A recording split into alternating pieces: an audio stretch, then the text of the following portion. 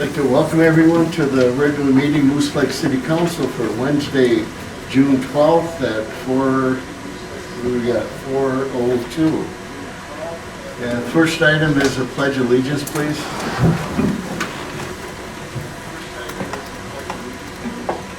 I pledge allegiance to the flag of the United States of America and to the republic for which it stands, one nation, under God, indivisible, with liberty and justice for all.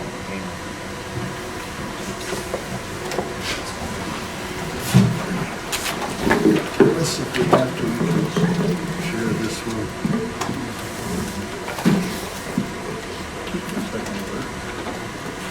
The next item is approval of the agenda. I'm going to make one change. 6A will be moved up to right after number 3 for the presentation.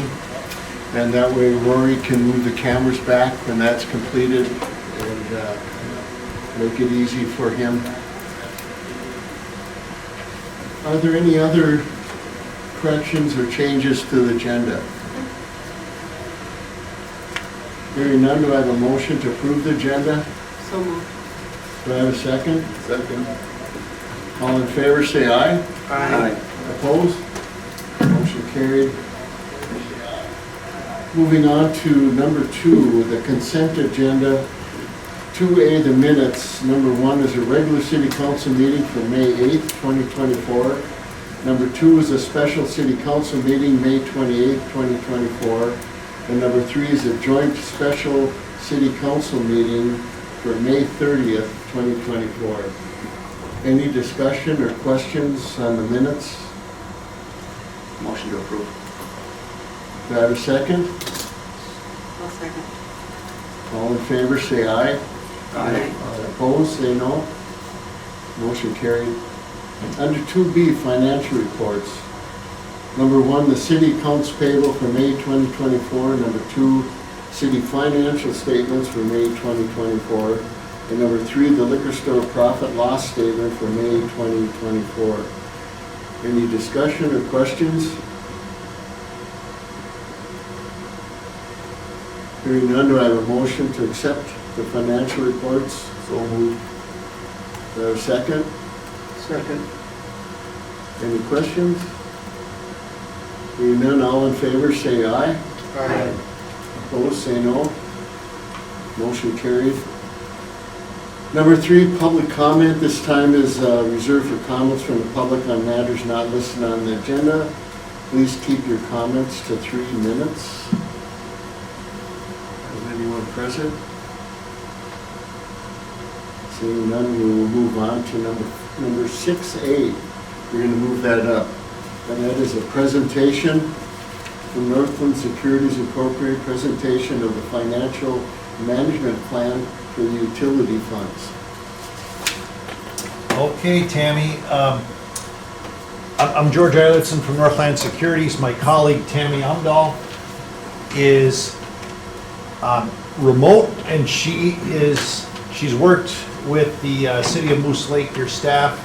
I know your mayor's been active as well on the preparation of this plan. So we will walk through that, and I would imagine, Tammy, that if there's questions that we could, I don't know, Mayor, if it's your preference that we ask that questions can be asked during the presentation? Okay. Yes. So Tammy, I'm going to turn it over to you. You just let me know when it's time to switch the slide, okay? That's great. So are you seeing the presentation from the meeting, and then I can switch the slide? So is it moving? Yes. Okay. So Is everybody here okay? Did good Ryan evening, get these to get turned up? Mayor and Council. I'm Engineer Tammy Umdahl. I returned my camera on, but I don't believe you can see my video. So it's a pleasure to be before you. So yes, Northland, along with our staff, worked on this long-term finance plan for the water and sewer fund. And what I would like to do this evening is I would like to go through the introduction and the summary of our recommendations and a few slides and charts. My understanding is that all of you have the presentation before you on a laptop or other device. Is that correct? Yes. Oh, great, okay. So let's start about with what we did in an overview. So as part of the study, our focus was twofold. It was on revenue sufficiency, making sure that not just in the near term, but in the long term, that the water and sewer fund would have revenue sufficient to cover not only operating costs, but capital improvements, and then the existing debt service for the utility fund. And I say existing because the plan is proposed does not include any new bonding. It is proposing a pay-go strategy for the sewer lining project. The second part of the study was to look at, to achieve that revenue sufficiency, the utility rates and fees that would be necessary to accomplish the revenue sufficiency. As noted, part of this was there was identifying capital needs specifically for annual sewer lining projects. The plan does include starting with $100,000 each year with an inflating that in the sewer fund and funded entirely by current revenues that are projected based upon proposed rates and fees that I will go through with you. So that's an important point. We had looked at a few different scenarios for rates and fees that would have included bonding, but in the end landed on the recommendation and a plan consistent with your recently adopted ordinance on the availability part, which I will get into in a moment, to achieve that. With revenue sufficiency, you might say, well, how do you define that? How do you get there? We looked at two factors. We looked at projected ending cash each year that would be sufficient to cover 3 months of operating expense, the following year debt service payments where there are debt service payments, the following year capital acquisition. Your staff provided us with that plan for the sewer lining projects with no major capital improvement plan for water, just sewer. And we look at some amount of reserves for future capital improvements above that, so that the city is well positioned not just in the near term, but the long term as unforeseen events come up or new capital improvement projects that you would have some degree of cash on hand to address. The second part that we look at is something called in the enterprise fund, unrestricted net position. You can think of this in a way as fund balance for the utility fund.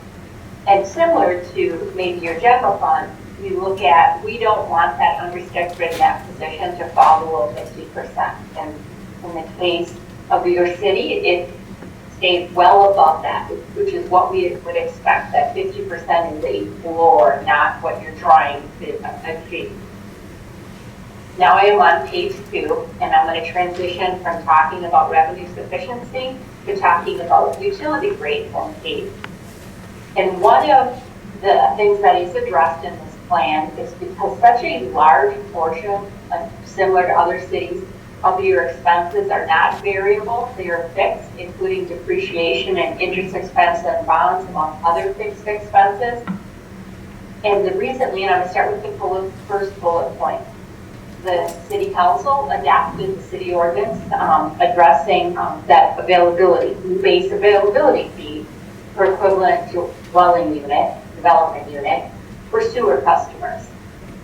Now that was adopted, but then the plan helps inform what that amount would be. The plan proposes the fee to be set initially at $15 per month per EDU, beginning with year 25, and then increasing by 1% annually.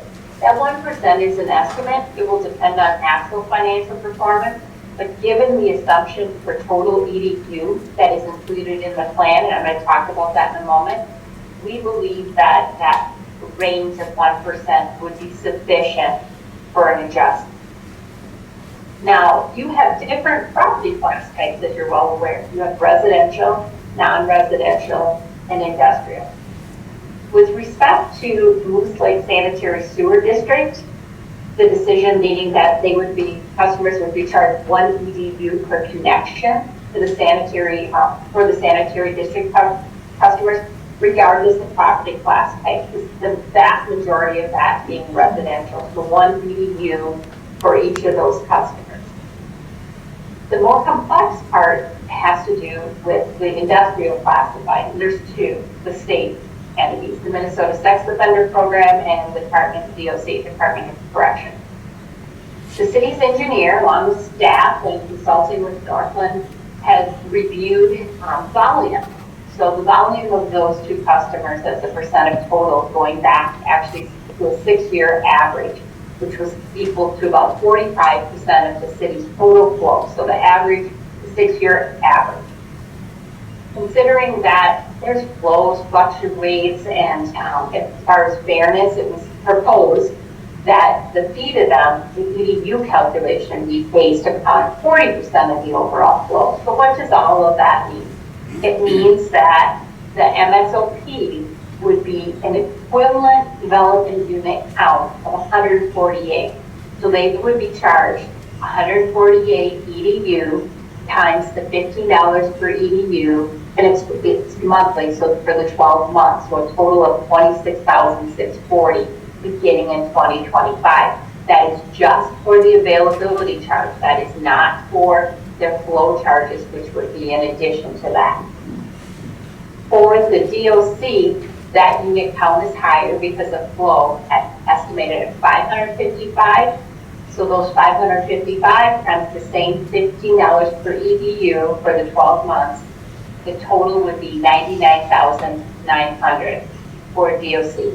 That's just for the availability charge. Volume charges would be about that.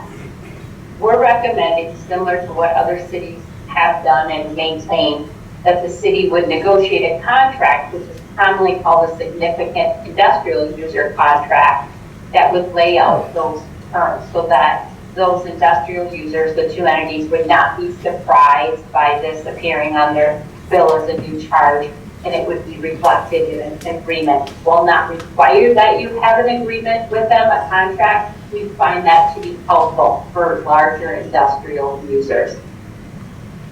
The second bullet point is we're proposing that you establish the rate fees at the level, provide that revenue for tax reserves. So I talked about that 3 months operating cash, and not for debt service capital needs a moment ago.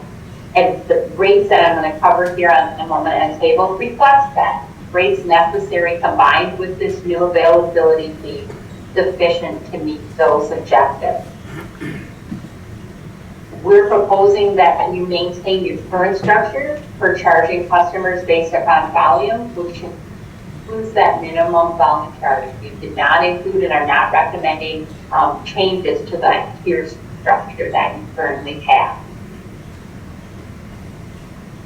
We're proposing that you adopt annual fee increases as needed. So in a moment, I'm going to go through what the plan has. And the fee increases for sewer are higher compared to water. And that has to do with that revenue sufficiency. The need for sewer, including for those capital improvements, is higher than water. And to get to a pay-go strategy without any internal borrowing or bond issuance will require higher fee increases for sewer, and that includes that availability charge that's provided by the recent ordinance that you adopted. Figure 1, and on the screen I'm sure this appears small, and in a moment we'll get to some charts rather than the numbers, but figure 1 shows you, for example, the fees for water, and it gives you a snapshot for 5 years. The actual plan goes out longer periods to 10 years or greater. Shows it for the prior year adopted, 23, 24, and what would be proposed as a plan for 25 through 2029. It also has information on sewer services, and you can see beginning in 2025, the new base availability fee of $15, and that's increasing by that 1%. When I get to the charts on impact and customers, I think that would be more helpful for the council in the setting than these numbers before you. So with that, just in summary, as far as the study approach, we worked carefully with your staff. We've run several different scenarios or updates to the report as new information, and we confirmed details on the EDU. So in our opinion, we believe that these proposed rates that are reflected here will achieve that revenue sufficiency given the assumptions in the report. Now I'm going to page 5 if you're following along on your own screen. Here there's two reports. This first one, table 1, is for the water fund, and in a moment we'll switch to the sewer fund in the second. This is just a snapshot of a lot more detail that's included in the report later that we will not get into this evening unless there's questions. It gives you a snapshot by year of total revenue, expense, revenue over or under expense, and then projected ending cash by purpose. I would note that expenses includes depreciation expense on the capital assets for the water fund. So as you look at the projected ending cash by purpose, what I want to call to your attention is here's where those 4 items, cash for future capital, cash for payroll plan capital, very minimal for water, for 3 months of operating cash in the following year debt service in its entirety. So the water fund is projected to continue to remain financially sound with cash available for future capital and unassigned. That level of future cash or future capital and unassigned, we believe is appropriate, and it grows over this term. Again, very long term. These are assumptions. It won't be exactly like this, but given the assumptions, we find that the water fund is and would maintain in sound financial condition. The next section is that net position, well above the 50% healthy fund. We would, again, 50% is a floor, it's not what you're trying to achieve. Net revenues as a percent of debt service, very healthy as well. Customers, I want to highlight this. So the total average annual number of customers accounts, you see that, and then their total volume billed. And then we give a snapshot of a customer's average volume. For the water fund, the projected annual bill changes is minimal. It's at 1%. It rises a little bit over the longer term to continue to build up that cash, but very minimal. That is helpful to what we're now going to look at for the sewer fund, because the increases for sewer will be greater, but when customers receive their bill, it's for water and sewer, so it's important that this water fund increases being much more small, helps offset to a degree the sewer increases. I'm on page 6 now, the sewer fund. This is laid out the exact same as the water fund. You see revenues at the top, the expenses. In 2024, it's projected that expenses will exceed revenues, and that has been the case in some years in the past. In the future years, however, it's projected that revenues will be over the expenses including depreciation, to begin to provide that revenue that is needed to build up cash in this fund for future capital and unassigned. In year 2025, the revenue increases from a projected almost 425,000 in 2024 to almost 790,000 in 2025.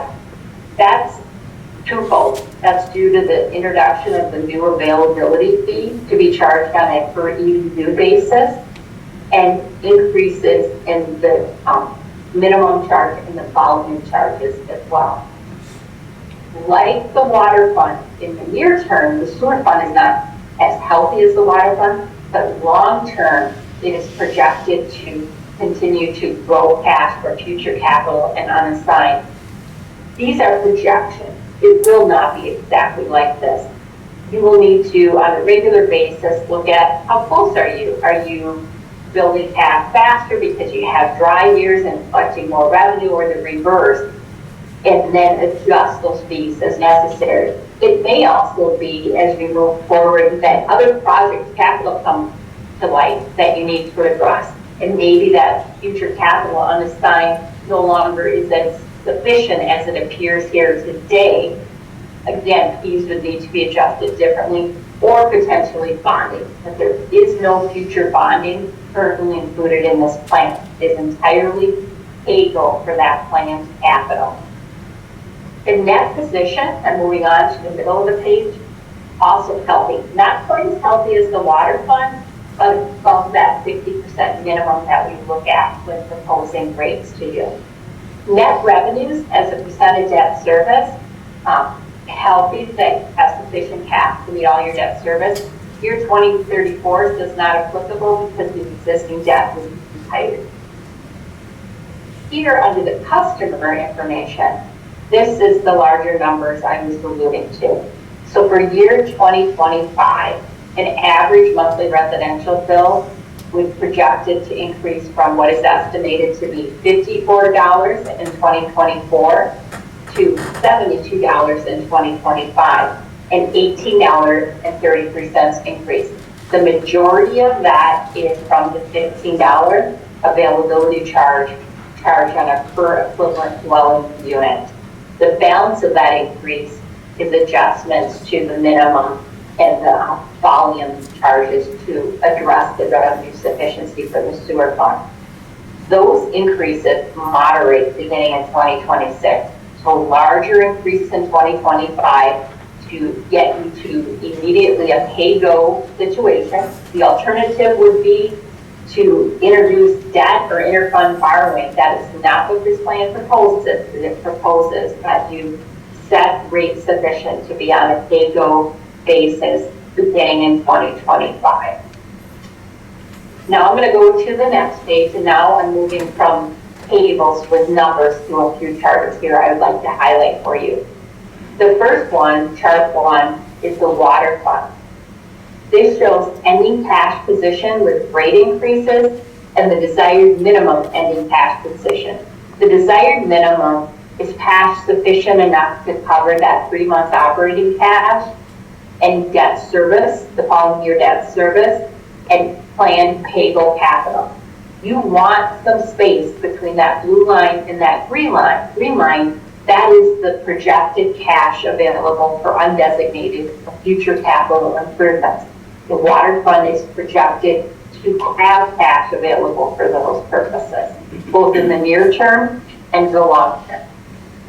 Now we go to chart 2, the sewer fund. Same concept. That blue line is the ending cash position with the proposed rate increases. The green is the desired minimum ending cash position sufficient to cover operating, debt service, and pay-go capital. The difference between the water fund and the sewer fund in the next 5 years, those two lines are much more close together. There's not as much undesignated room for cash projected to be available for unplanned purposes or capital. But we believe that that amount and the purpose of this long-term plan is the long-term plan that is projected to widen and have those undesignated dollars available.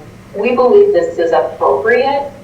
Worst case scenario, if you were surprised by something of cost on capital, you could reintroduce bonding or some interfund loans for the water fund. We don't believe that will be necessary, but you would have options if this in the next 5 years is not as positive as this chart 2 would indicate presently. Chart 3 combines them because you do have some flexibility for that interfund borrowing should that become necessary. The water and sewer funds on a combined basis are in a healthy position. You have some ability to pivot for unforeseen events to address. Page 9. Now, and I realize this may be a little bit complex and there's a lot of colors here, but let me just explain what this is demonstrating. This is graphically showing you what I walked through on those tables a moment ago. For the water fund, it's showing you a projected ending cash, which is the top of the bar for each of those years from 24 to 2034, what we would project for ending cash. And then it's saying of that total, how much of that is available for future capital and unassigned? How much is needed for planned capital, which is very tiny for water fund?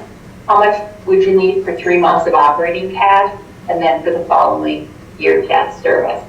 Water fund is projected to be in a healthy position with future cash available for those future needs or unforeseen events. The sewer fund, this just graphically shows you what I've been talking about for the last few minutes. In the next 5 years, there isn't as much room for unforeseen events or for future capital in the sewer fund. But our recommendation is we find this appropriate, and I'll repeat myself, if something were to happen that you had a project or need that was not currently programmed other than the sewer lining project, you could borrow from the water fund on a temporary basis, or you could reintroduce bonding and have the capacity for that debt service if needed. Not projected currently, but you would have options to address it. And I say that because that's why we're not projecting even larger increases in the sewer fund to more rapidly get to more of this blue for contingency. We are comfortable, in our professional opinion, with how this is presented in the proposed rate, which is already a significant increase for sewer. We did not want to suggest a larger increase than what is presented. These next two I'm going to skip past just for the sake of time. This is just simply showing you the expenses and revenue, and what I want to highlight here before I'm coming to the end here shortly is on chart 9 for the sewer fund. I spoke to this earlier. In the current year and in more recent years, expenses have exceeded revenues. That cannot continue because you would run out of cash. So this plan presents a strategy to provide revenue sufficient to cover the expenses and the capital needs for the sewer fund. I have just 3 more slides that I want to go through. Chart 10 is just projected that we're not projecting any major changes in volume. That's important because you could have variations between wet and more dry years, but for this, it's holding it constant and no significant change in the customer count. But to get to the 3 slides I want to cover, which is starting with chart 11. This chart shows you an example for a low volume residential customer. In a moment, I'm going to show you medium and high. This, the yellow line is the annual percent change in that combined water and sewer bill. And then the green is the water bill portion, so billed for water, and the blue is billed for sanitary sewer. So I talked about earlier that $18 some increase. Here you see that graphically, that what the bill would look like, and that moderates beginning in year 2026, which a much smaller percent increase on a combined basis. The next and the last 2 charts are the medium volume residential.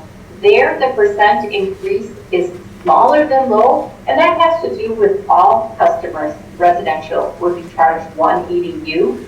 So if you are a customer low volume, adding that $15 on a percentage basis is much larger than if you're a medium or higher volume customer, because your existing bill is higher in comparison to that low customer. So here in the medium, you see the same example. So at about that 15% increase in 2025, and then moderating for the total utility bill for water and sewer. And then last, the high volume, again, the percentage increase is smaller because their total bill is larger, so that $15 has a lesser impact on a percentage basis.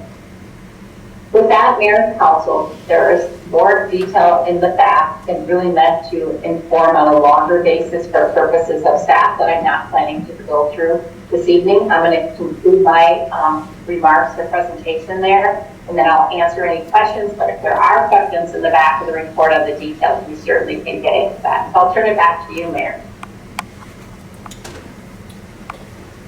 Any questions from the council? I got one. After the first $15 raise, then it's going to go up 1% every year after that? Is that what? Can you hear the question, Tammy?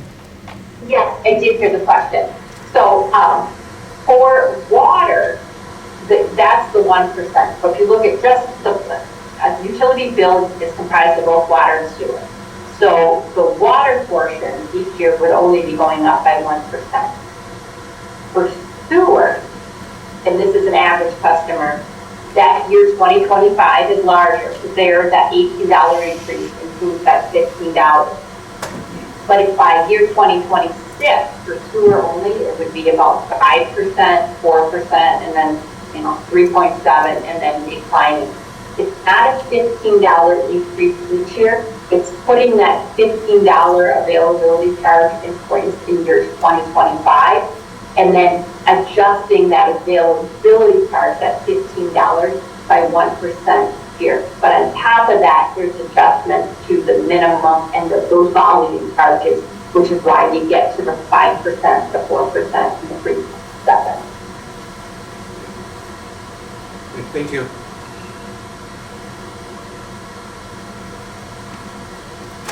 Any other questions? I just have one about the revenue. You have no expenses for the next 10 years figured into this, and I know that as we get further down in the rate study, we'll have enough money, but I guess maybe it's Phil or anybody else. Is there anything else that we can see that we might need prior to that 10 years? Because that's kind of a risk, There will be, for sure. because I know that we have pumps that are, Yep. Correct. I mean, currently what we're doing is we're handling them as they fail. You know, we're trying to play catch up, and we're not on offense, we're playing defense, and it's tough. It's really, really tough. We're running to the first fire that gets lit, you know? We're not thinking forward, so. Now, the main pumps that we have in the, going up to the ponds, those are fairly new, correct? Or they already reached their limit since 2012? They need to be rehabbed. Because they're already about 10 years old. Correct. And there's 3 pumps, 4 pumps? There's 3 in that station, And what do they run a pump? just shy of 100,000 apiece. Okay. Yes, please. Mayor Shaw, in the expenditures, we do have repairs that are part of our fixed budget that are included in there, and you can't see it broken down for repairs, but as far as large capital, when this was first presented to city staff, if anything above and beyond what's being presented today would require interfund borrowing and/or the issuance of additional bonds. So the perspective that was taken during the dialogue and the collective work was the city would continue to budget for repairs throughout this period to transition us from flipping the sewer fund out of a deficit on an annual basis.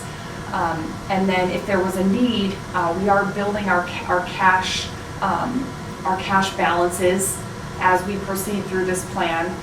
But we'll also have repairs budgeted for on an annual basis where we could utilize those monies. If there was something catastrophic, we would have to adjust anyways, and we would look at either the issuance of bonds and or a water fund borrowing scenario at that time. So we've accounted for unforeseen repairs to a certain extent in our fixed expenses. Anything catastrophic, there would be a pivot at that point.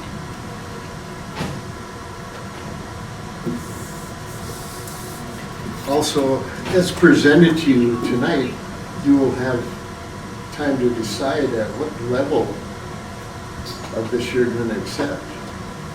You always have that choice.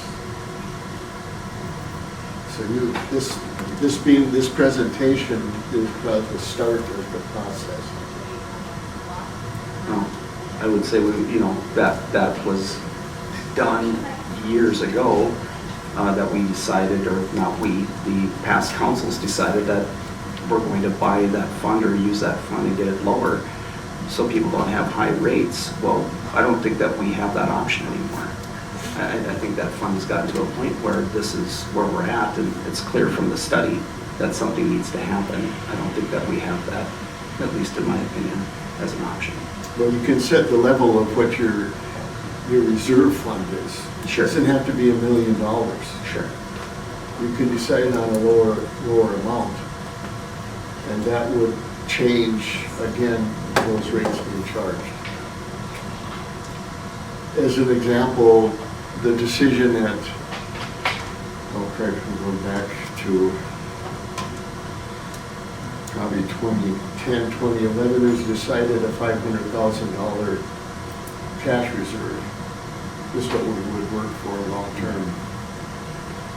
So that is what I'm talking about, because the other fixtures, breakdown stuff, I mean, it will be what they are. And those would be your decisions if you. Sure. Phil, did you want to speak? No, but Tammy, would you be able to provide, based on one of the charts and our tables included in the report, a little update on what the reserves look like in the sewer fund over the next 10 years? Because I know they will dip down a little bit. Could you speak to that, please? Yes, I will speak to it on page 6 rather than a chart. This might be easier for you with TMO.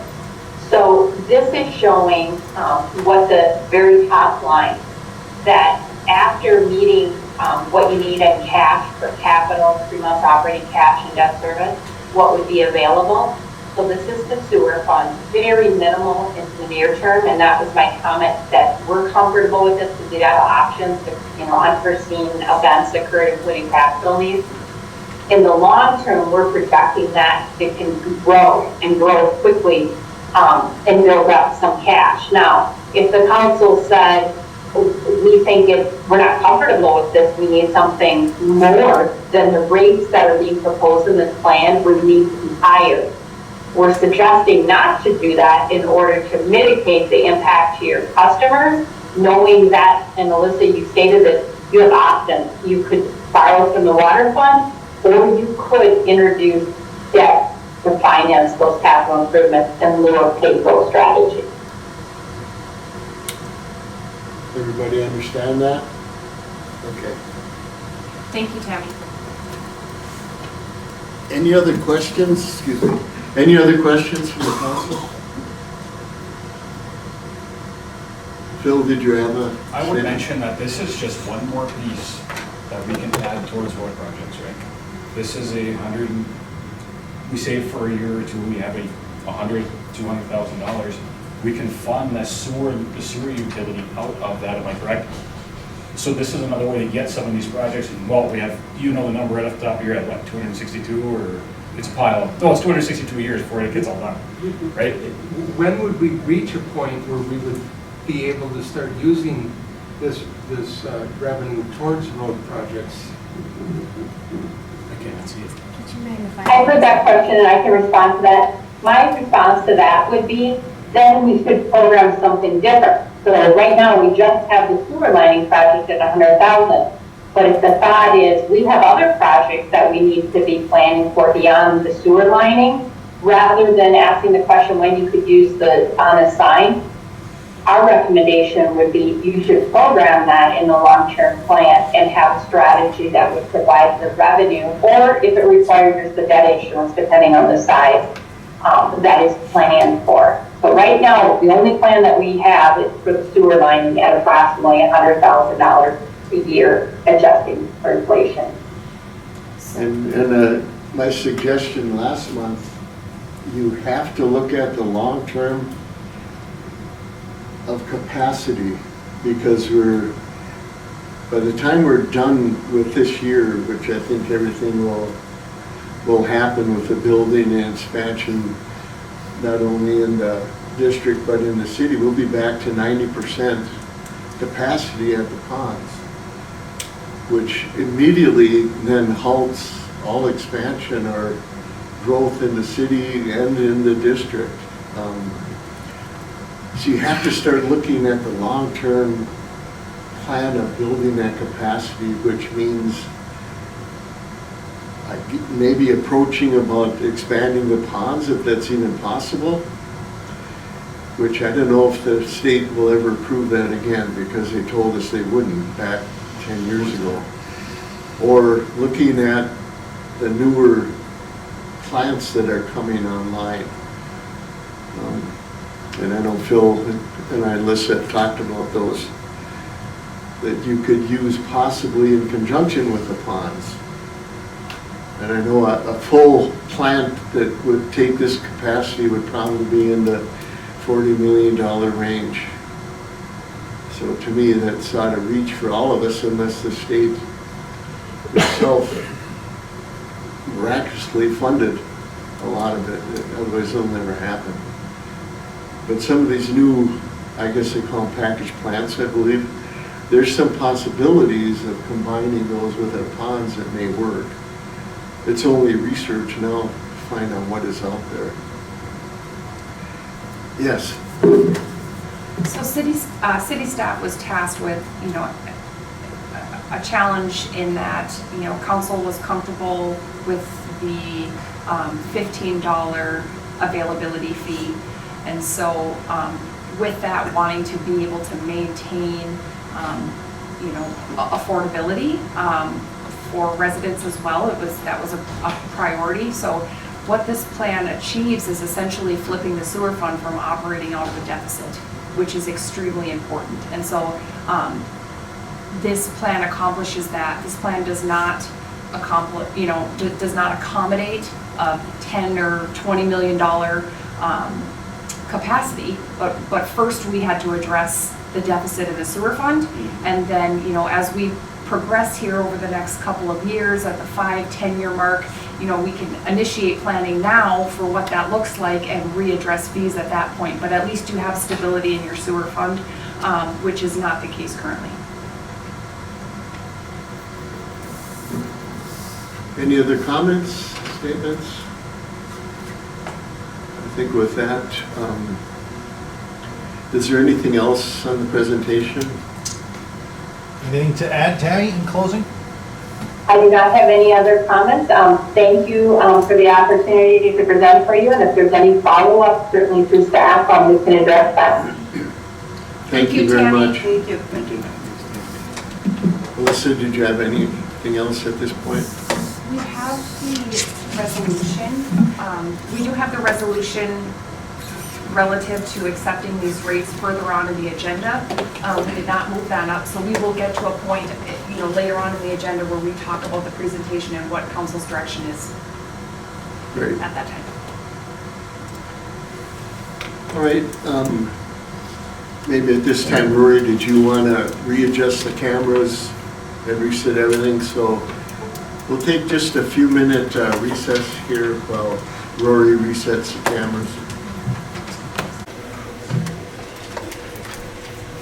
All right, we'll continue with the meeting. Moving back up to departmental reports for a Chief Patterson.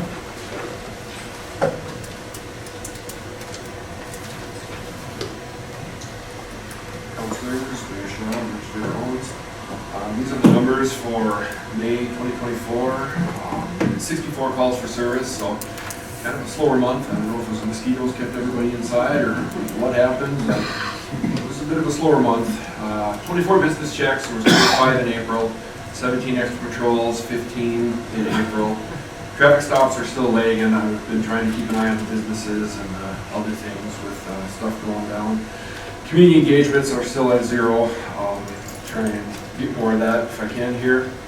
A couple assists to other agencies, 3 of them, 2 last month. Only 18 actual calls for service. There was 46 a month before. So once again, I don't know what kept everybody inside, but no medical calls I had to respond to. Obviously, there was medical calls, just nothing I had to respond to. So 64 total, 79 in the last month, and there was a couple incidences that happened right in the beginning of June, and I just wanted to touch on them.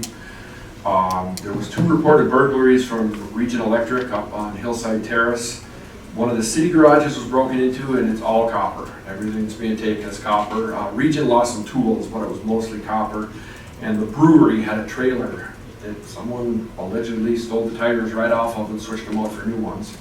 I do have to give credit where credit's due. One of the new county deputies decided to do a traffic stop on a license plate that wasn't correct, and I can't go into details because it's still an open investigation, but I can say that we recovered a lot of the items from the Region burglary, and we're able to identify quite a few suspects. So good on him for his traffic stop. That definitely helped out a lot. So it seems like a lot of these are happening after I leave. When we pinpoint times, it's usually either after I leave or when I'm off. So I try and keep a car outside if I can to make people not know if I'm there or not, but yeah, it seems like they're starting to pick up on the fact right now. Thanks, Chief. Appreciate it very much. Thank you. Also, Kelly, thanks for the officer. Absolutely. They did very good work. Moving on to 4B, superintendent for the month of May. Mayor Shaw, Yes. we have a B. Looks like PD budget update. Yes, yes. Thank you. Sorry, Phil. Nope, you're good. Get my steps in. It was requested that city staff examine and present a real-time snapshot of the police department expenditures. And so what council received was just that. So these are through May of 2024. Just to provide a little bit of insight into the report that was distributed. So the 2024 year-to-date amount in column 4 of the expenditures, that is the amount expensed currently year-to-date. So it was $222,246.61 is the current expenditure amount for the PD. The 2024 year-to-date budget amount is how we put our budget into our system has it in a year in totality. And so as you can see at the bottom of column 1, that's the overall annual budget. So what we decided to do was just break down employee benefits and wages, as that's our primary expense in the police department. So year-to-date, employee wages and benefits have totaled $180,192. And the year-to-date budget amount for those highlighted line item expenses is $248,604. So at this point in time, we are coming in $68,412 under budget for those particular line items. If you have any questions, you can please feel free to ask now or come into the office. This is an actual snapshot from our accounting software. And so the first column is the budget in totality for all of 2024. The second column is May's current expenditures. The year-to-date balance is what's remaining from the total budget versus what has been spent. And then the year-to-date amount is the total monies that have been spent year-to-date. Yes, sir. These are the figures to the end of May. You got it. Any questions from the council? Thanks for bringing that forward. All right, Phil, thank you. Mr. Mayor, members of council, Mr. Irwins. We'll start in the water department, month of May, which is 5.7 million gallons drinking water. Water distribution system repairs. You've seen a lot of blacktop patches all over the place. You've seen equipment in the road constantly. We had a lot of repairs this year. We had for such a nice winter, our water system took a beating, but we're back in one piece and firing on all cylinders. So sewer department, super high flows for the moisture we've had. 17.8 million gallons of wastewater in the month of May. Sanitary sewer lining project for 2024. We're talking about that here in a little bit. Street department right away. I'm glad we did as much mowing as we did last winter for right away mowing, because we won't be mowing any right aways with as wet as it is for a very long time. So forward thinking, I guess it probably wasn't, but at least that's taken care of. A lot of blacktop repairs are being done. A lot of concrete repairs are being done. We're moving right along with all of those cemeteries, parks, and campgrounds. And cemeteries, May was very busy. We had a lot of burials in May. I don't know how many it was, but it was. I know we averaged 2 a week, which was crazy. So, but that is just about. We're working on a couple of small things. We got it all cleaned up. Looks good. With these storms, we do have a couple of trees down there that we're going to have to take down that are becoming hazards now. That they've either uprooted or tipped over or broke off. We need to take care of them for sure. Campground, that's up and running. We are still too short-staffed in the office. We're going to talk about that later tonight as well.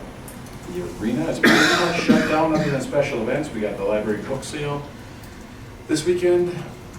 We just had something else. I can't remember what it was. The car show. Car show next weekend. Car show next week. Come on down, everyone. That's right, and then the negatives. So, recycling center. We're going to talk a little bit about that later as well. I think that's all I have for right now. Questions? Questions? Comments? Thank you, Phil. What's that? No, right now. That's fine. It's okay. Well, that's just fine. Bring them on, Doug. Under 4C, municipal liquor store. Department report for May 2024. Thank you, members of the council, Mayor Shaw, Administrator Owens. Things are going great down at the liquor store. We've been really busy, mostly right now just planning and getting things ready. Got the 4th of July coming up, got Brewfest with the Agate Days. We are trying to get more advertising out there with social media, so we've been really busy. We are still doing stuff in the background, working on some efficiencies, some reporting, things like that. And that kind of rolls into the campground too, so I'll just give liquor store. I was asked to kind of look at revenue for our first major holiday weekend of the summer, so Memorial Weekend. The liquor store was down a little bit as far as Memorial Weekend, and I did the 24th through the 27th of 2024. Sorry, this is the sheet. Is in the packet. That's what I meant. Versus 2023, so down a little bit, but year over year we're still up over 36,000 so in revenue, so that's good. The campground actually was up a little bit, so in last year was a really good year, and year over year variance we are up just under 15,000 in the campground. And the campground was really good last year, so both are on charts to do what we thought they would, and that's good. Any questions about Memorial Weekend or the revenue or what's going on at the liquor store? Or I know usually the library's on here too. The book sale is the 14th and 15th. It's from 9 a.m. to 3 p.m. in case anybody was wondering that. They have nearly 20 vendors down there, so it'll be busy. Yeah. I was just wondering, was for Memorial Day weekend, was there any boondock camping? That I'm not sure about. Boondocking? Yeah. Yeah, there was somebody there for Memorial Day weekend. There was actually 2 people. There was one guy for one night, and then there was a camper for 3 nights. And then last week there was a camper there that stayed there about 6 nights. So it's getting some use. Yeah, I'll take a look at that. But Walt's got visual confirmation. Someone was there. Want to give a technology update? Yeah, so technology, actually, can we go back to the campground? I put this on everybody's, I'm just kind of looking at all sorts of stuff. This may help with advertising for next year. It kind of looks at the driving distance of where all of our customers are coming from. So heavily in the Clocated Duluth area, which we kind of expected, but if we ever want to get into the papers up there, whatever, that's where the majority of the people are coming from. You guys can, that's just for your information, kind of neat. Interesting. IT related, so, yeah, that's been busy. We are trying to switch over our phones into our, to be more internet, so that'll be a huge cost savings for us. Had a couple of hiccups, but we're working through it. Let's see, copy machines, what else was I going to mention, Alyssa? We are repurposing the copier that was Okay, replaced. admin is down at the library. And we have only Alyssa and I's workstations left for the workstation transfer over, so that's underway as well. So there was a It's been busy. new workstation for Public Works. Correct. Public Works, the DMV, and the campground. Any questions? Thank you. You're welcome. Thanks, guys. Thank you. Under 4F, city engineer. Yes, you'll see that there are 2 meeting minutes presented within the agenda packet. So there was a meeting on May 22nd. That was primarily with city staff, Mayor Shaw, Councilor Jutman, our city engineers, and then with the potential developer that we've been working with. And so the meeting minutes from 5/22 kind of highlight some of the things that we're working on. We've been meeting every 2 weeks versus 4 to try and make a big push. Where we're at right now is fine tuning design. And so with that, once design is established, then we'll have legal descriptions that can be utilized for zoning and a development agreement. And so it looks like there'll be 2 different development agreements. We're going to try and get one accomplished here very shortly. That will allow then for the developer to build the multifamily lots in the front of the development. As that's occurring, then we can finalize the development agreement for the phase 2, the secondary, which is primarily single-family residential. And so we are rolling the ball as quick as we can here, but wanting to be efficient and make sure that the planning phase happens as it needs to, that the city is getting what they need and expectations are being met all the way around. So a lot of collaborative work, we're excited. Any questions on those meeting minutes, you can let me know, and there'll be more updates to come for council.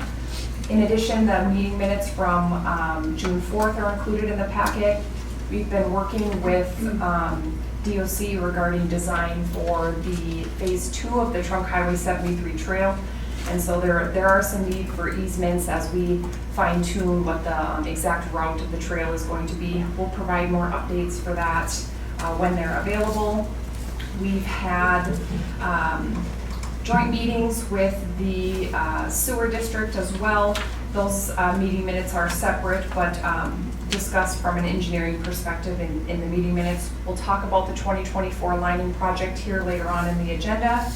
And any other items that you have questions on, please feel free to let me know. Comments? I would just say that Water Light has also been involved, a big participant throughout this process as well. Absolutely. I think the goal was the same, to try to have maybe 1 or 2 of those duplexes up and sold by the end of the summer, which would be a nice goal to accomplish. Moving on, the Chamber of Commerce updates, all their events planning for the summer. Here we are. I'm Michelle Anderson, Executive Director. Just wanted to give you a little update for our events. Well, first of all, our chamber is going great. I've been with the chamber almost a year and a half, and our membership has increased 30%. Our membership sponsorship for the events are up $900 compared to 2023. Our event planning is going well, including meeting with the city, and we appreciate the partnership and support from all the departments in the city. We do get a lot of inquiries about the city campground, and even today, just before I came over, I had 2 guests come over that are sitting there, and they said they just love it. So whatever you're doing, they love it. We're also fundraising for the fireworks this year, and as of today, we have $3,000 committed. Nice. And I know that will increase. And I'm also here to ask about the request for the AGE permit for Brewfest. For Brewfest is July 13th, 5 p.m. to 8 p.m. at the Moose Lake Municipal Liquor Parking Lot. And currently we have 17 vendors, so we've already doubled what we've done in the past for vendors. So we're very, very excited to be in Moose Lake during Mega Day. So this is something new for the chamber, so we're really excited about it as well. We will provide the appropriate insurance as well. So today we do have that application in the packet. We will be looking for a motion from council to approve that at this time. I'll make that motion. Second. All in favor, say aye. Aye. Opposed? Motion carried. Thank you. I will fill out the city's portion, and then I will make sure I get that to you tomorrow. Great. And the other item is the flooring in the chamber office definitely needs to be replaced, and with the stains and disintegrating, this is what we are looking at putting in. Town and Country Flooring will be the one to install it if approved, and it will be at the chamber's expense. So because of the building is within the city review, we need a motion to do the project. Correct. So moved. Do I have a second? Second. All right, all in favor, say aye. Aye. Opposed? Motion carried. Okay, thank you for Michelle, thank you Thank for you. your collaboration with the city on all events and everything. Thank you. Anything to bring in more visitors and Yes. keep everything safe. Thank you. A good job with the chamber. Thank you very much. Previously discussed business. This is 5A, City of Moose Lake Personnel Policy. Give me just 1 second, I need to get that motion.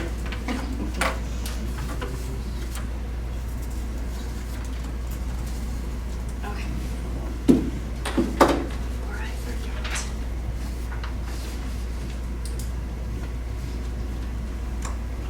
Good evening, Council, Mayor, Administrator Owens. So in your council packet this month, you are going to see the personnel policy that we talked about a few months ago. There were some changes that were identified by the council at that time. The first one being that complying with the dress code for your department comes at the employee's cost. There are a couple departments, I believe there are safety equipment departments that have their own policies, or different departments that have safety requirements, that have their own policies for reimbursement, such as safety boots and that sort of thing. But in general, the dress code comes at your own cost. The other thing is that there's verbiage now in the personnel policy just identifying that contract employees are not part of the layoff language in there. Additionally, our attorneys had put in a section about tuition reimbursement.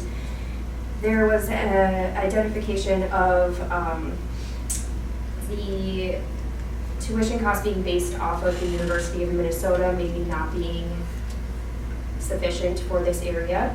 So I specified that we would identify those costs based on the University of Minnesota Duluth instead. I found that their average credits are about $500 per credit. Each class is usually about 3 credits, which is $1,500 a class. So that would be the maximum amount that this policy would allow council to approve, is $500 per credit. There would also be a cap of $3,000 per employee, which means that you cannot approve more than 2 classes for an employee each year. Employers may reimburse $5,200 without tax implications, so $3,000 a year would keep us under that. The requests for reimbursement would all have to come to council and be considered on a case-by-case basis. There is language in there that specifies that the classes must pertain to the job position that the person holds. And the council would have the final say at that point in time. This is just saying this is the maximum amount the council could approve should they choose to do so. That was it, I believe, other than the social media policy, but that's separate. Excuse me. This is the first presentation. We usually, The second, this is our second one. So we got 1 month left. Yes, so if there are any changes. Any questions from the council? Yes, sir. Yes, and I requested the tuition information. I would still feel more comfortable with the figures that we have of 10 full-time employees. That could be $30,000 if hypothetically not worst case scenario, but as far as cost to the citizens of Moose Lake per year. I would much rather see something to do with completion of a degree be worked into pay increases for that employee that's gone above and beyond and worked more and saying, hey, I'm more valuable, I'm bringing more value to the city by working on my degree for the position I'm in. I would much rather work that into a higher pay increase for them than us shelling out money for tuition, as I see it. That's just looking at, we just are talking about rate studies for sewers and raising $15 EDU charges and things across the board, and talking about the police department and things of that nature. And now we're looking at increasing possibility, I'm not saying that we are, but it could be $30,000 a year for the city of Moose Lake if all of those classes were improved for every employee. I think on a case per case, you It could. is. It Right. leaves the latitude to the city administrator to look, and the council, for a case-by-case basis. Right. All I'm saying is that we are not the ones that are gonna be sitting in these seats years down the line. And Yeah. I would just as soon work it into people's wages upon completion of this degree. You know, the city council recognized the importance of education, and we want to support pay that is consistent with the degree. Yes, Greg. I think somewhat on the lines of added to the degree part, or is he taking classes that are gonna benefit the city, basically to save the city money on top of the fact that because of the city is paying for it. Now, there may be some things that will not get a degree, but yet could be a benefit to the city, so, I guess my point would be that if we're gonna be, city taxpayers gonna be paying for it, it should be for a benefit somehow that goes to the city. Whether it's the classes, whether it's to, you know, what they do for work or whatever. Right. So we have two items brought into this on the second month of this presentation, so I'm gonna direct the administrator to Mr. Mayor, you have one more person.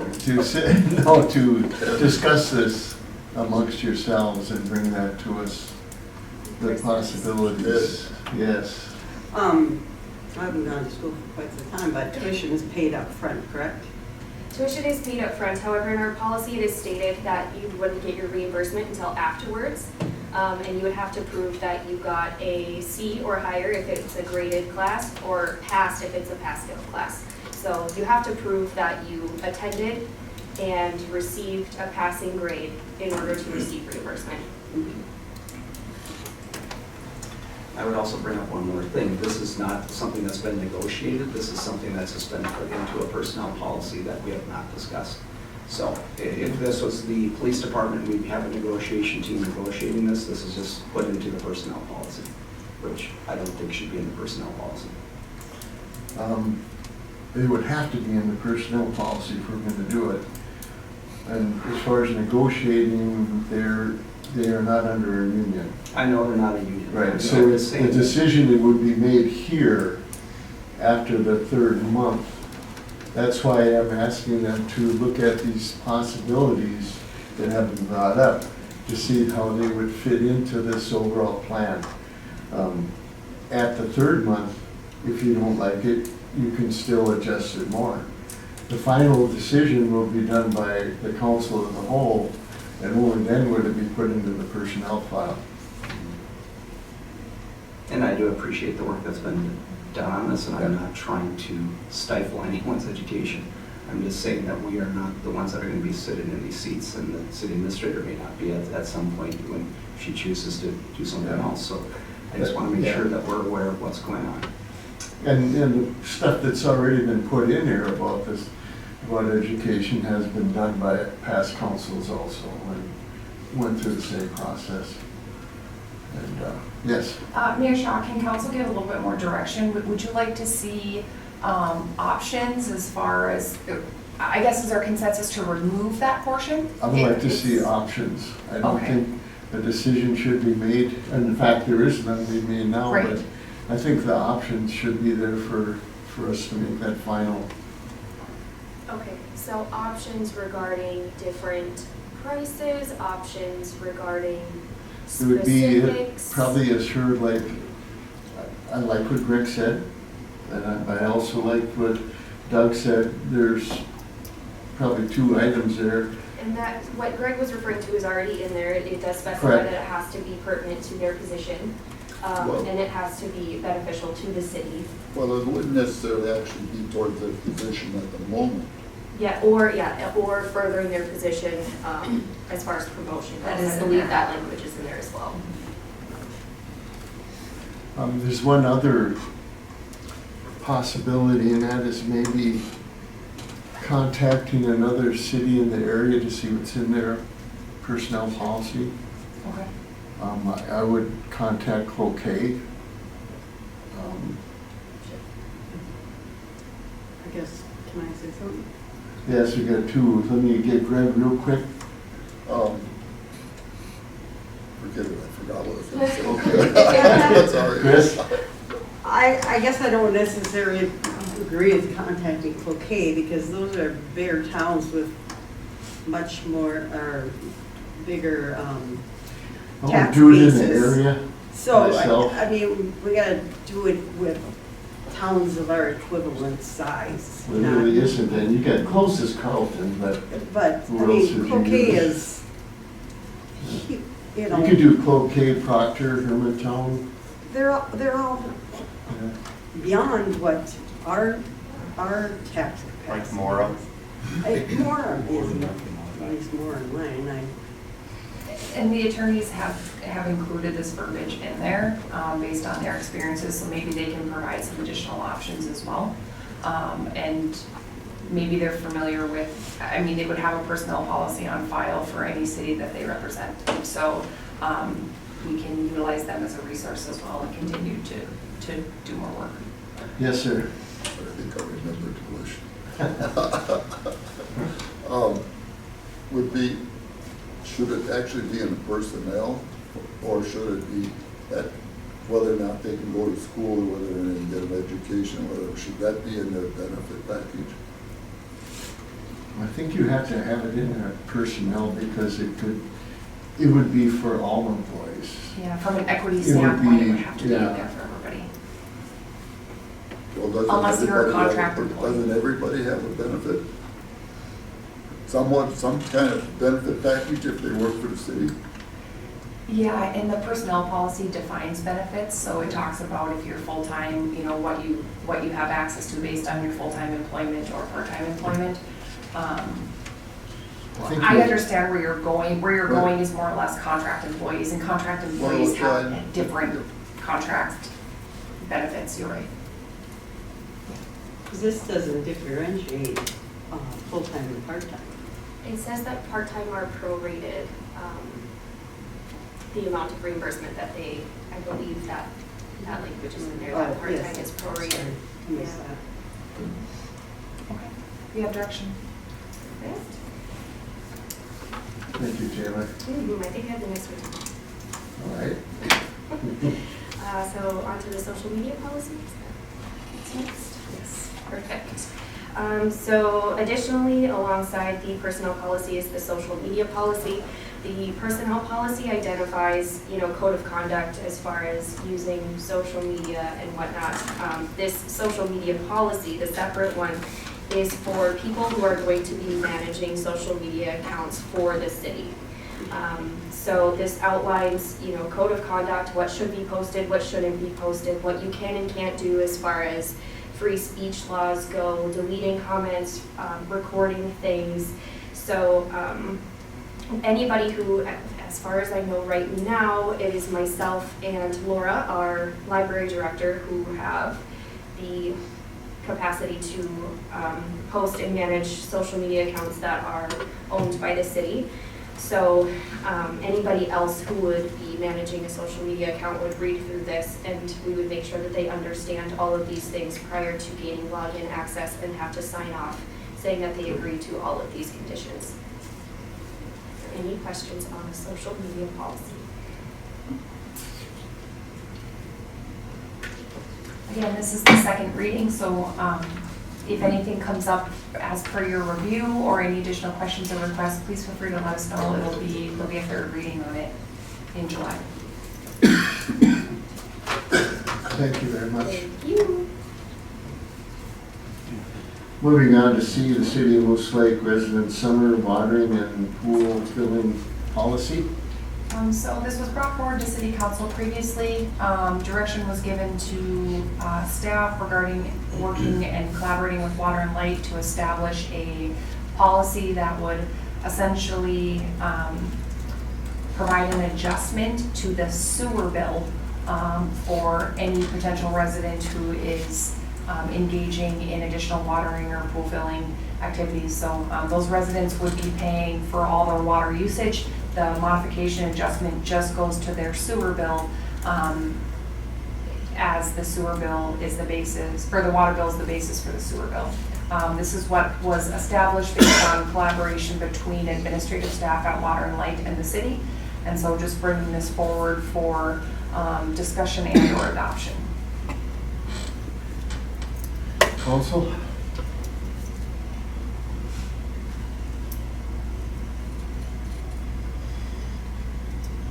I think it's a great idea myself. Yes, sir. I guess, seeing I brought it up, I would adopt it. See, now, my simple fact is that I spent a amount of money on resodding my whole front yard and stuff, so it takes them. It's been raining, so that's been helping, but I still have to water to make sure it stays that way for a period of time. So that was my thoughts. Are you making a motion? You want a motion? So Yes. move to accept, whatever you want to call it. Do I have a second?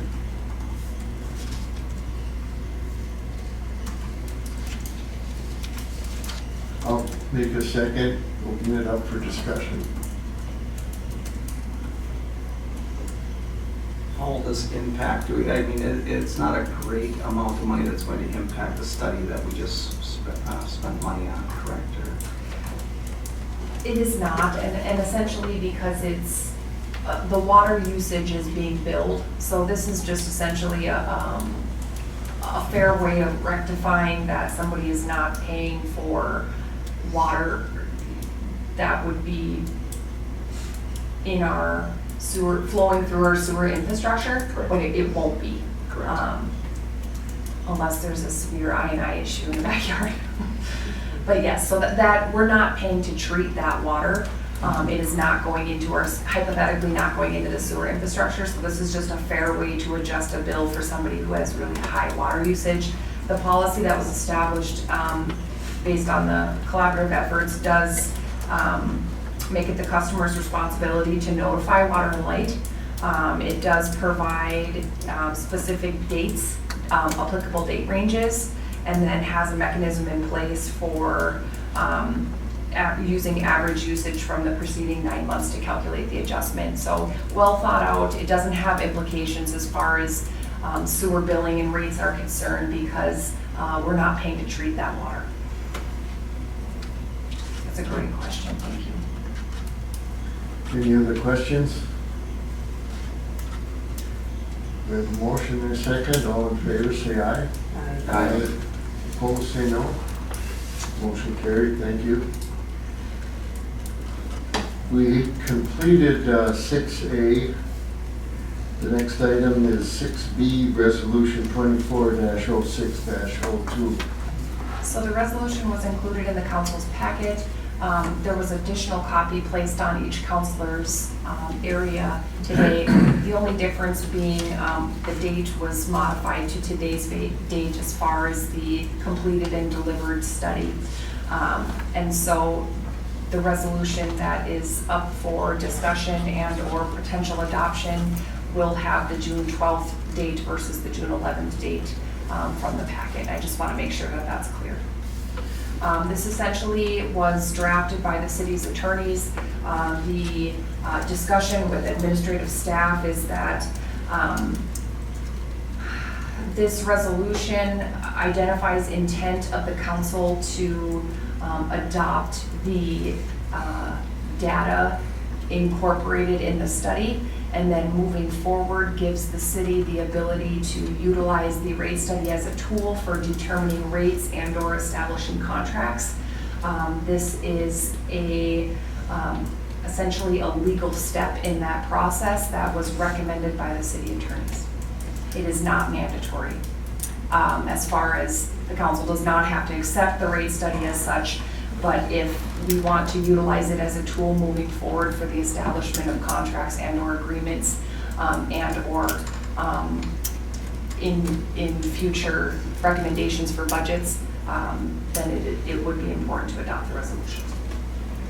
There's one item that the council should know, that EDU that is stated $15, you do have an option to select a lower amount if you feel the overall impact is too great for the citizens of Moose Lake.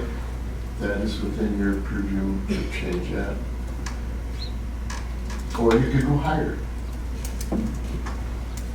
We have no reason to believe that the information that's presented was incorrect.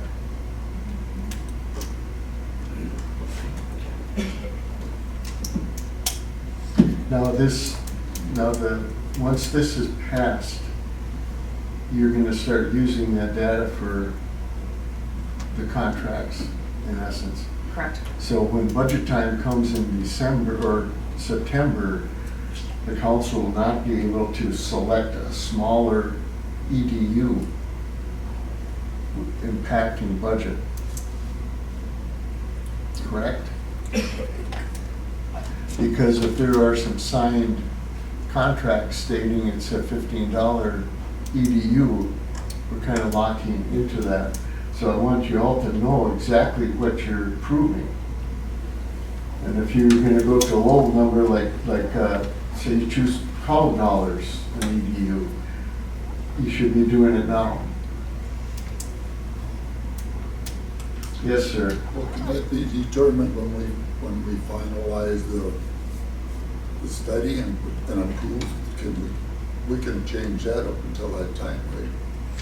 Well, if it's into a contract though that is being negotiated, then you have a problem. So the resolution proposed to council is accepting the rate study, its findings, and gives intent to adopt the proposed rates. But it also states that large users, the city has the right to enter into individual agreements with them. So that does give us some latitude.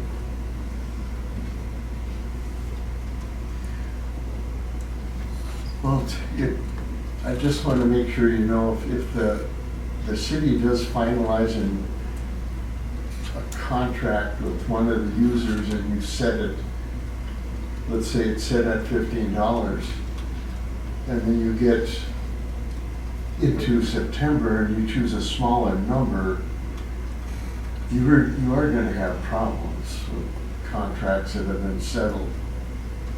So to me, whatever number you're going to approve, it's going to be used in the contract negotiations. I don't know how far we'll get. I don't know if we'll have any of them negotiated by then. But the consequences would be very complicated if you choose a number now and then in September you look at another one because you either choose, you choose one too high right now.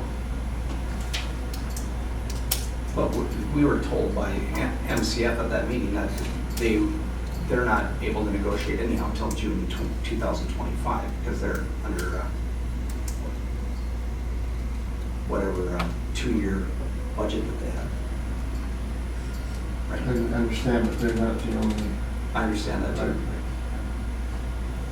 Yes. The city attorneys have communicated to the city that there is a statutory process that the city can engage in, and the city has the authority to set rates for their utility. So if there is some type of, if the negotiation processes take longer to establish SIU agreements with any of these entities, adopting this resolution supports the process, the statutory process for the city to impose fees ahead of the completion of the agreements, and then at that point you're in some type of mediation, arbitration, or litigation. But without adopting this resolution, that is one of the steps and the statutory requirements in order to impose your fees in that mechanism. That is why they recommended that this process take place. Any other questions or comments before I ask for a motion? Hearing none. So I ask for a motion for resolution 24-06-02.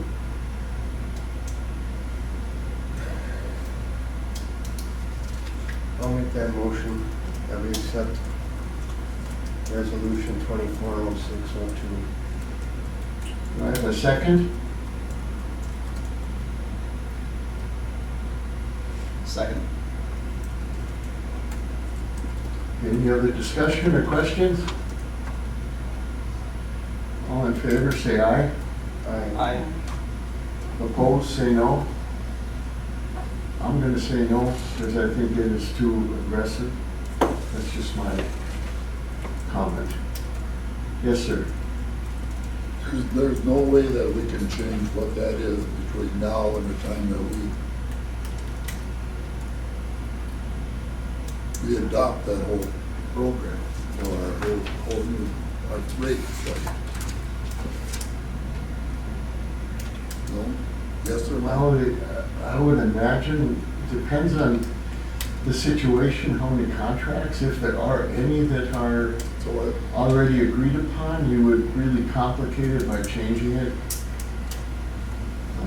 Not that it can't be done, but then you may have one contract with one group that gives specific numbers, and then you negotiate another one with different numbers. That may get very complicated.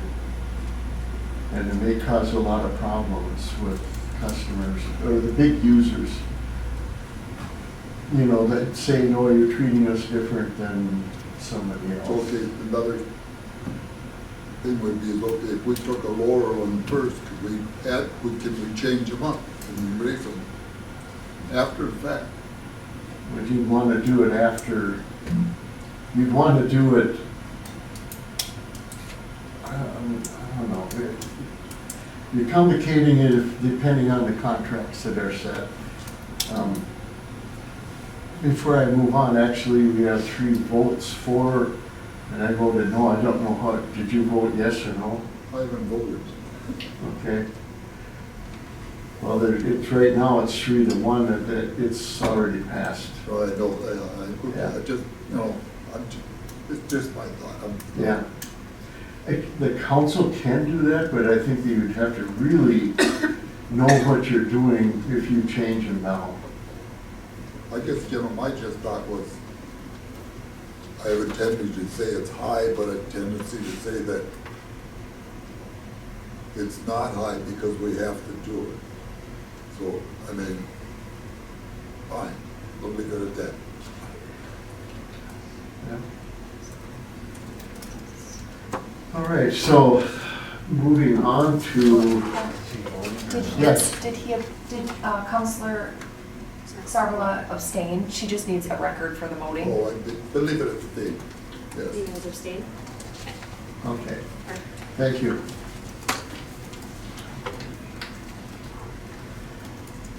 Moving on to 6C, Carleton County Sheriff Kelly Lake.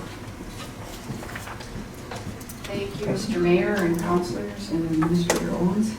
I was asked by Administrator Owens to come and just give a brief update and then be available if there was any questions as to where we're at with the status of the contract and things.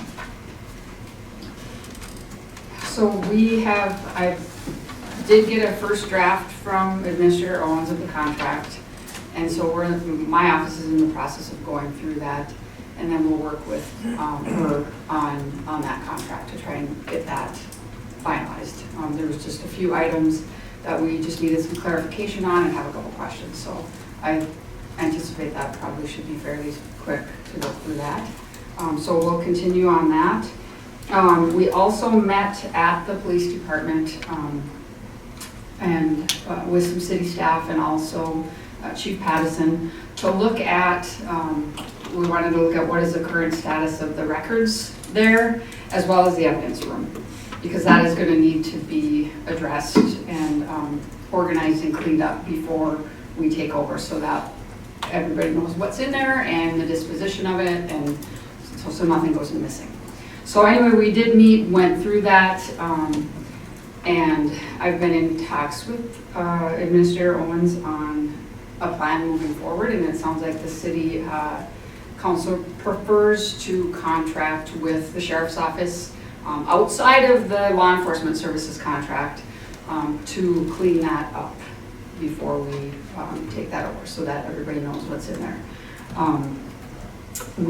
My office hasn't come up with a 100% plan on when that's going to start yet, but I do have some staff available, some record staff and investigator that are available and have expressed interest and willingness to be able to do that outside of their regular hours. So that is going to be by union contract. I would have to pay them overtime to be able to do that. But I do think that it should go fairly quickly. I hate to say that because I don't know exactly what is in there. But we'll work on that piece of it.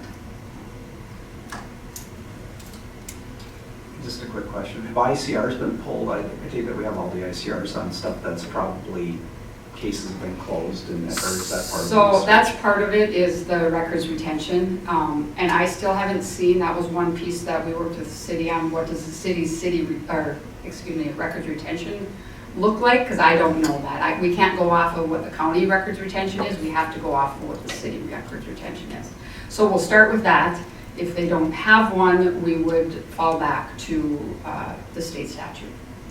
But that is so. Thank you. Mm-hmm. We have located the city's retention schedule. There is a section relative to the to law enforcement, so we will have that available. We have that prepped, so at that time, whenever the county's ready to engage, we'll have that available for whomever's down here to be able to reference and utilize. And the preference obviously would be to get rid of what is no longer needed under the retention rather than just hang on to that. So that will be part of it, absolutely. Let's see. So this week we did also do an internal posting for our deputies that are currently working to see if anyone wants to volunteer or wants the Moose Lake post. That consists of a 10-day posting, so I won't know until that 10 days is up, but just so you're aware that that posting is there now. And it will be based off of seniority, so we will see how that goes and what we have for interest in that from our current deputies. So as far as, we've also been working, I've had staff working a little bit with the Agate Days Planning Committee, the Chamber, Chief Pattison a little bit, and also looking at the 4th of July and Agate Days as far as being able to, what is the public safety needs as far as traffic or extra enforcement that's needed, or what does that look like historically in the past. So we've been working with them on that.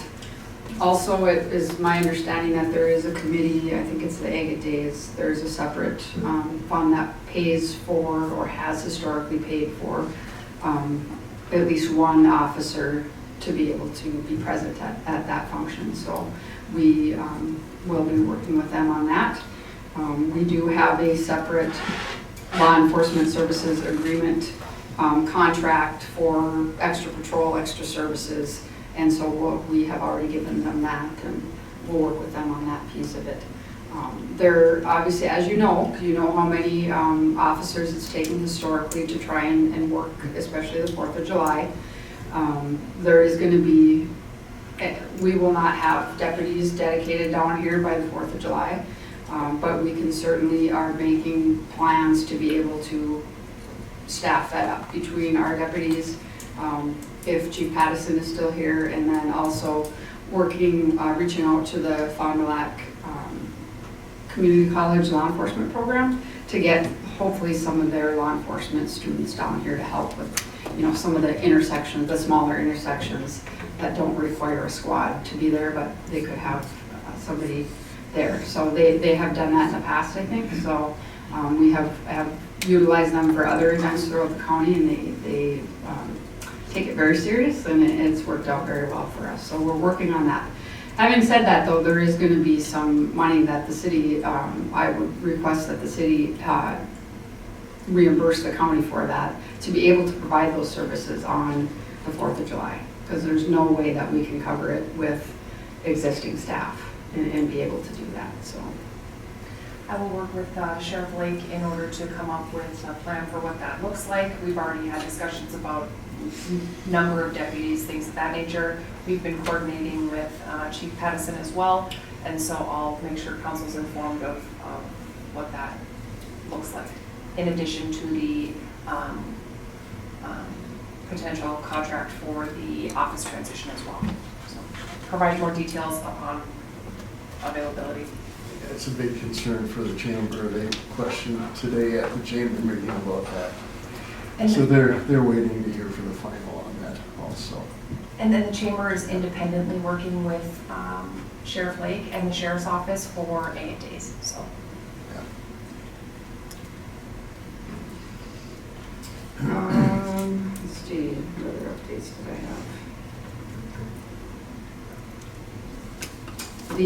So the contract date, so in speaking with Administrator Owens, I can right now dedicate one deputy on August 1st. So that will be the first full-time deputy is August 1st. We have 2 right now that are in training currently through the field training program. Unfortunately, I had 3, but 1 has withdrawn from our process. So we are down to just the 2. I do now have an additional 3 that I extended conditional job offers to that are going through the pre-employment process. So we'll have those 3 too. But it's gonna, again, take some time to get through that process in addition to getting them trained up. I am being very deliberate about making sure that I get the right people hired and that they are trained. I do not want to just throw somebody down here that is not trained or that I do not think is ready to be down here. So I'd rather take the time on this end and have a better product on the back end. So I'm sure you can all appreciate that. Good. Anybody has any questions or? Chief Pattison talked about the copper thing. Is there anything else that is public information that can possibly be shared or not? That was an ongoing investigation. Yeah, not with that, other than to say that, you know, the deputies have been providing some extra presence down here, knowing that those calls had come in and those reports were made. You know, he already shared that one of the deputies did do some phenomenal proactive police work, making a traffic stop down here in the city and identifying some things which led to us being able to recover a lot of the property. That's about all that I can say at this point. It's still active, ongoing, and we are still working that, and we will work that and continue to work it actively. And then in addition to that, you know, continue the extra presence when we can. Now, having said that again, I offered this up before, but there is, if the city would like some more dedicated coverage hours, I can do that, but I would have to post it for overtime for deputies to do that. So, you know, we could certainly look at, you know, I don't want to obviously publish a schedule of when that would be publicly here, but we could certainly look at, you know, some various times where there's an increase in calls for service or a potential increase in activity that we could see or times that could make sense. So I would offer that up, and especially being that, you know, there still is not going to be dedicated coverage down here outside of Chief Pattison right now, and then until that August 1st date. So we will continue to still take calls for service, obviously. We'll be responding, and we'll still have a patrol presence in the city as much as we can. But that dedicated piece would need to be above and beyond that, and would have to be at an overtime rate in order for me to have the deputies do it, because it's by contract, union contract. I think we'll know more in the next week or so with a personnel meeting happening tomorrow, I believe. And looking ahead, we may be calling you on that. And if it takes a special council meeting, we'll call one to make some decisions. So it's appreciated, Kelly.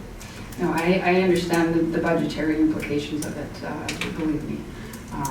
But I'm certainly willing to work with the city if we can on maybe times, and it doesn't have to be a full 12-hour shift by any means, so, we could look at a shorter shift or, and I think obviously that would also help the deputies that are working, because then they're not stretched as thin, having to respond to as many calls down here too, in addition to the rest of the county.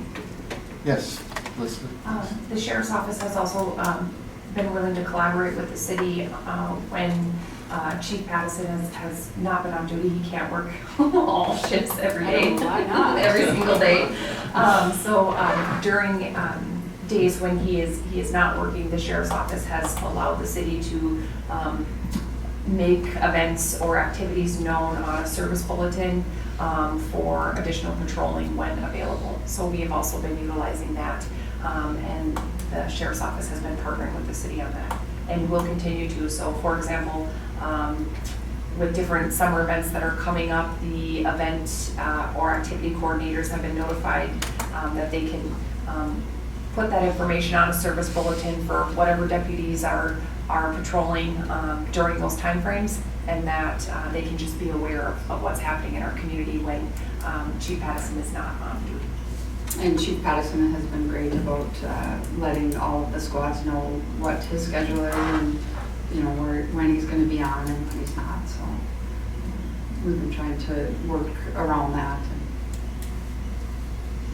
Great, thank you. With that August 1st timeline too, that provides us with a gauge over the next period of time here for moving through contract items and negotiations and identifying some existing parts of the contract that need to be discussed. And so we'll bring information forward, and that now we have a definitive timeline to work through. So.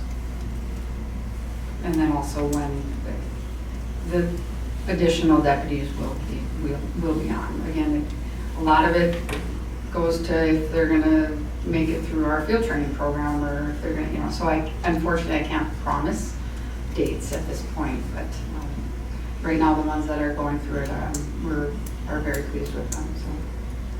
Maybe August 2nd or? Sure. Might be a little soon to tell that. Any further questions from anyone? Thank you. Thank you. Thank you, Kelly. Yes, any questions, please don't hesitate to reach out. Thank you. Moving on to 60 Old High School baseball field netting system and scoreboard discussion. So the city's been collaborating with the Home Run Club and also the school district regarding needs at the baseball field. There was a request that was brought forward to the park board regarding a netting system and or a scoreboard that Spencer can provide some additional information on, and the park board did recommend that the council engage in these activities. So that recommendation was provided by the park board, and would you be willing to provide a little bit more explanation on what is needed? Yeah, so scoreboard at the old field hasn't been there for many years when they had just an old style when we put the number up. Looking at purchasing an electronic scoreboard through the Home Run Club that is very similar to the scoreboard over in Willow River that the girls have. Basically the exact same support setup. Again, that support setup would be given through the Rebels Home Run Club as well. And then a new backstop netting system, so not necessarily a new one, the backstop would stay there. We just have some telephone poles that have been donated to us along with some netting that would be able to put behind the current structure to prevent balls from going on the old school road. In years past, it was never a problem because we were able to go up on that school after games and get those balls down, but now with that rough beam came down, it's no longer safe to go up there, and with baseballs at about $10 a piece, and those costs add up rather quickly. So again, all those materials will already have had donated to us, other than, for the backstop, so just being able to put that in. But yeah, if there's any questions, I'd be happy to answer any of those. The scoreboard would be going in right field, kind of where those trees eventually clear out. So we have had discussions at a park board level and with city staff regarding doing, locates and things of that nature.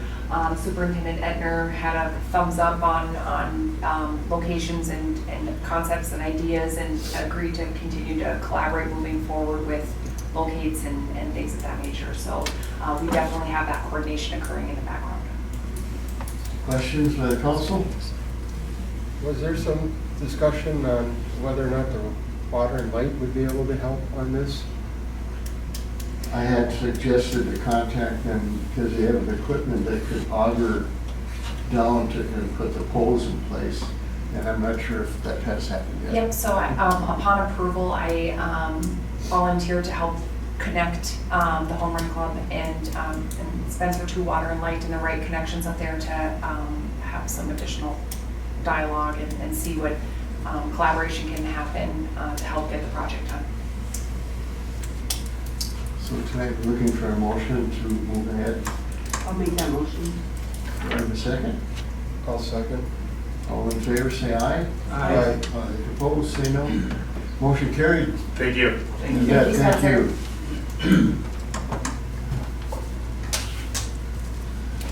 Moving on to 6E Campground Attendant New Hire Recommendations. We have 2. Yeah, so as I mentioned earlier, we are still 2 employees short in the campground office. Minister of Staff, myself, along with the manager of campground, we went through the interview process with these 2 individuals. Linnea Blackwood and Jenna Strum. We'll be looking for a motion to hire those 2. What's that? Strum or Sturm? Sturm. Sorry, Sturm. Sorry, Jenna, if you're watching. Anyway, yeah, we need approval. We need these 2 to come to work. So, What is their job description exactly? What all would they be doing? they will be just in the office. Okay. Yep. The official position title is a part-time campground attendant. Their background, they're just thinking. They've gone through the process. We have not done the background, so it's contingent upon council approval and the background check.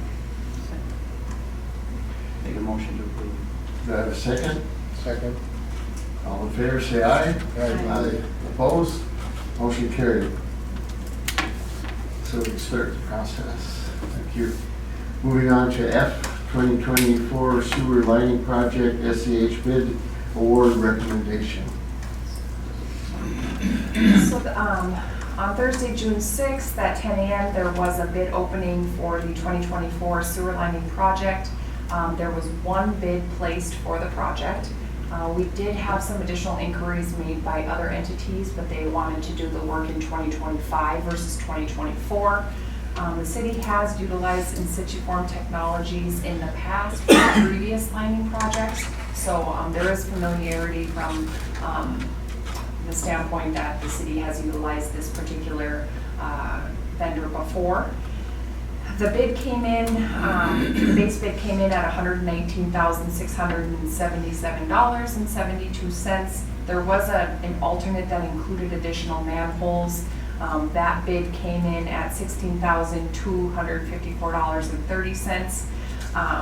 The bid was slightly over what the engineers had estimated it would be, and it is due to one particular line item.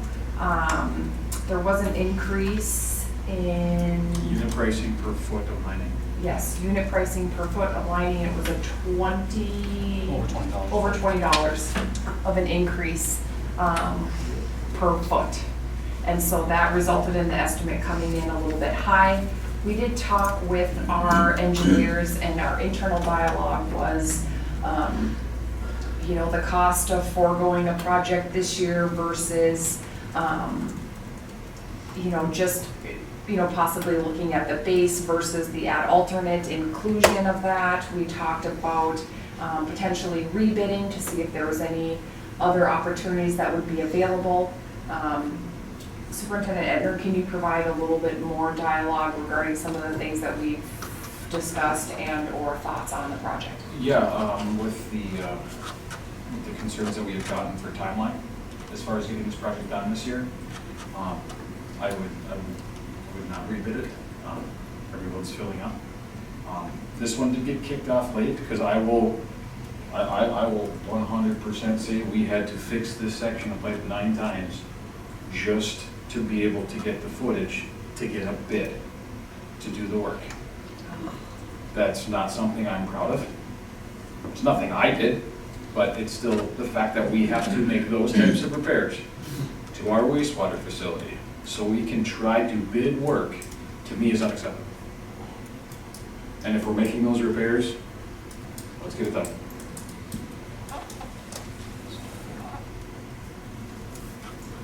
I agree, and I like the fact to keep it back towards the budget, within the budget, close.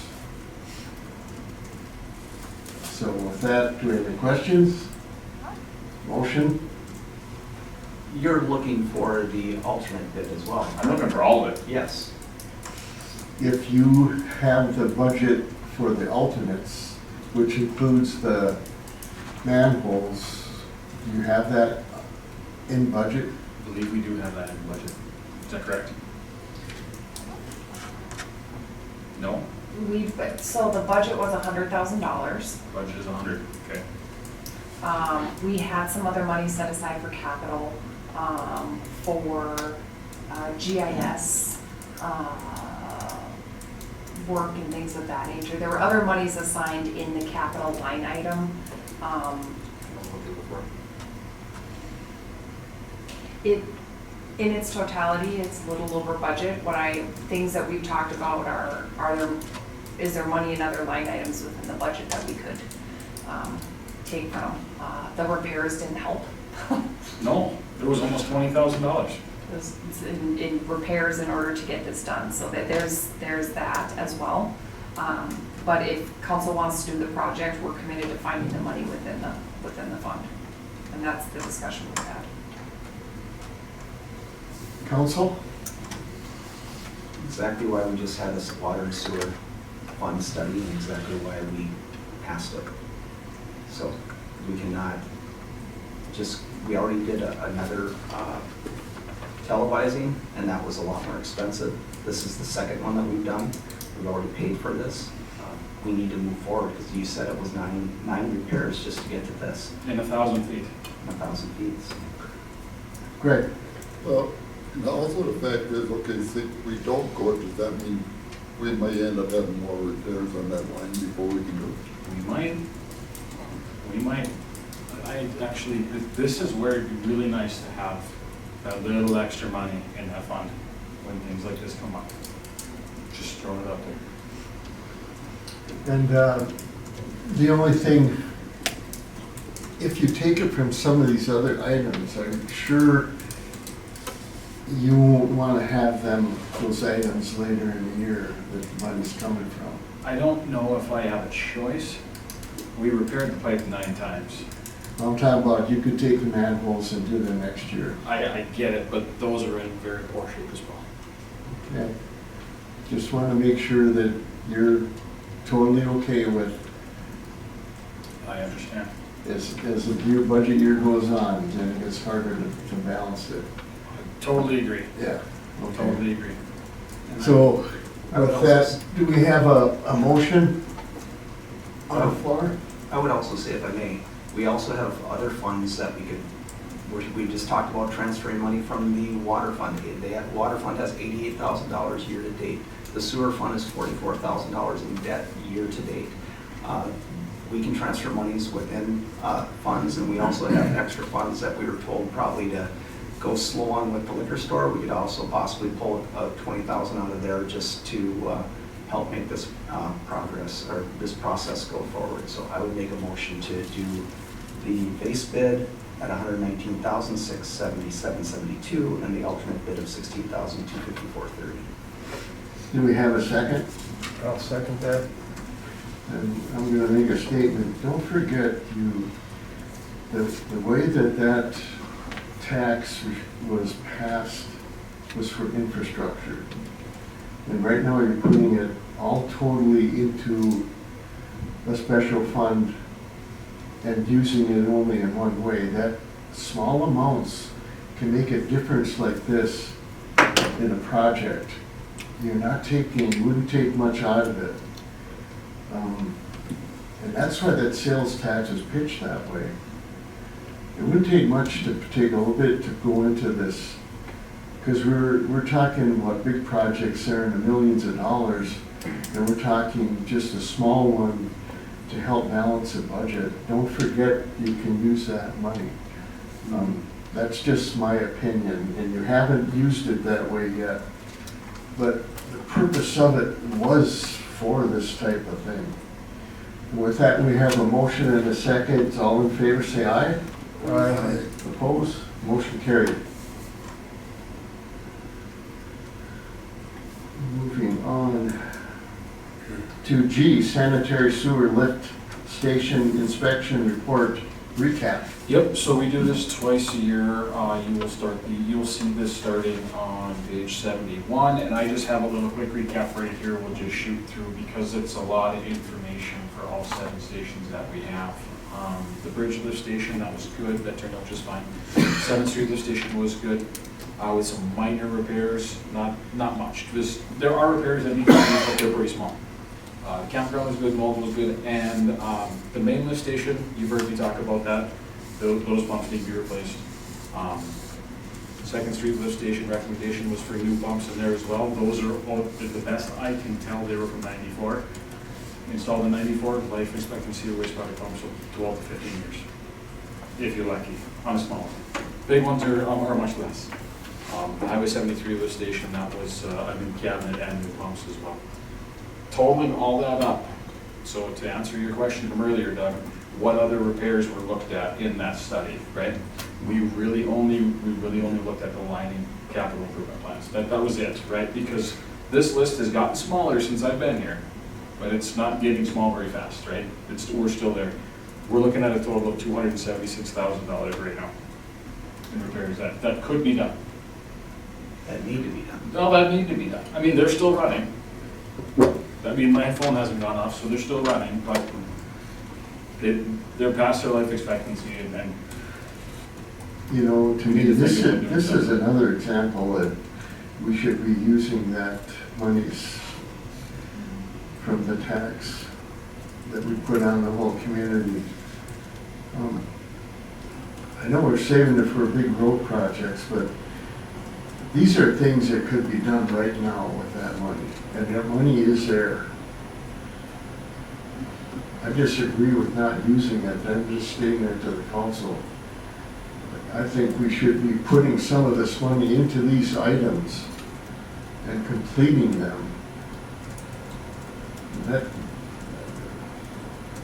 That's just something that I want to put on the agenda next month, that we talk about utilizing it, and then the council says, no, fine, but we're talking about some huge increases in other areas that we're going to hit the tax, the people that are paying this tax, and we sold it for infrastructure.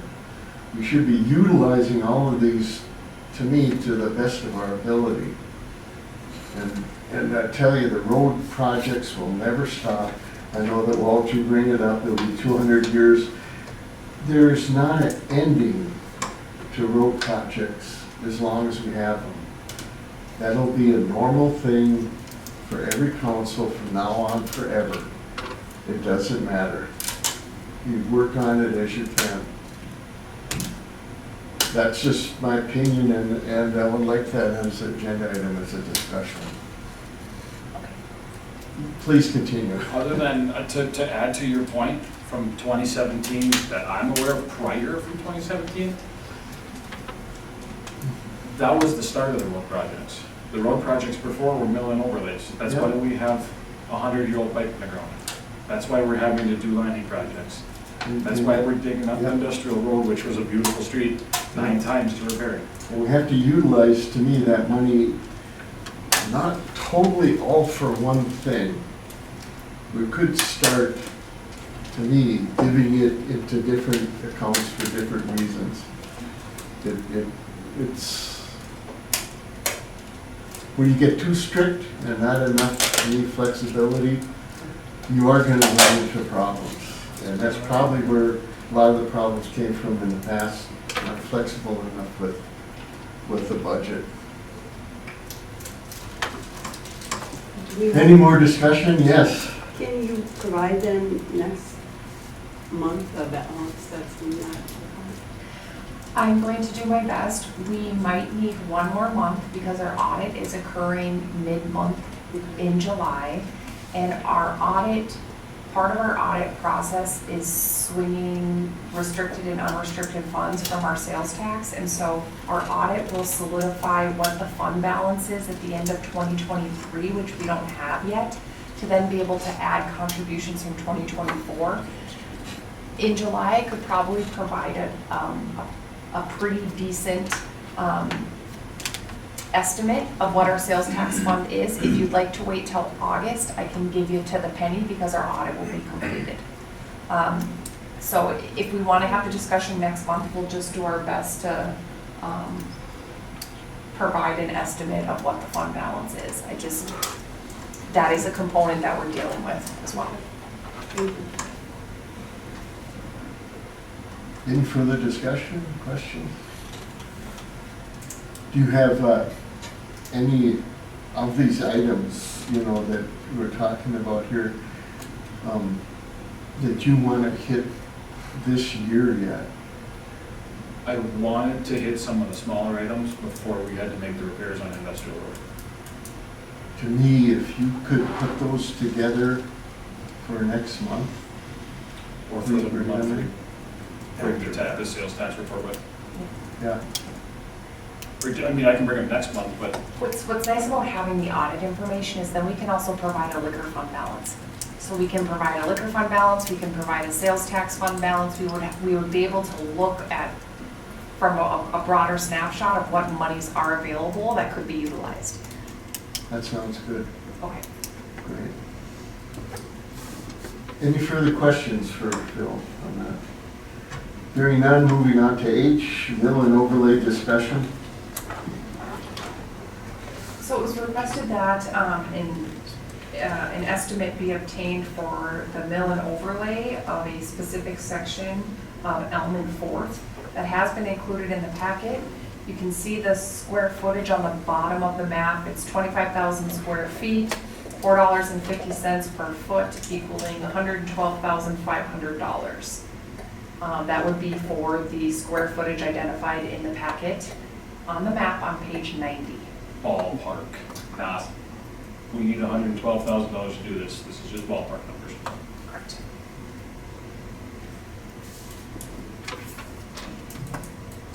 I would imagine this will fit in with the discussion to come with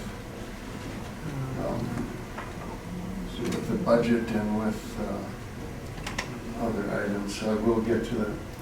I understand, and I'm still thinking about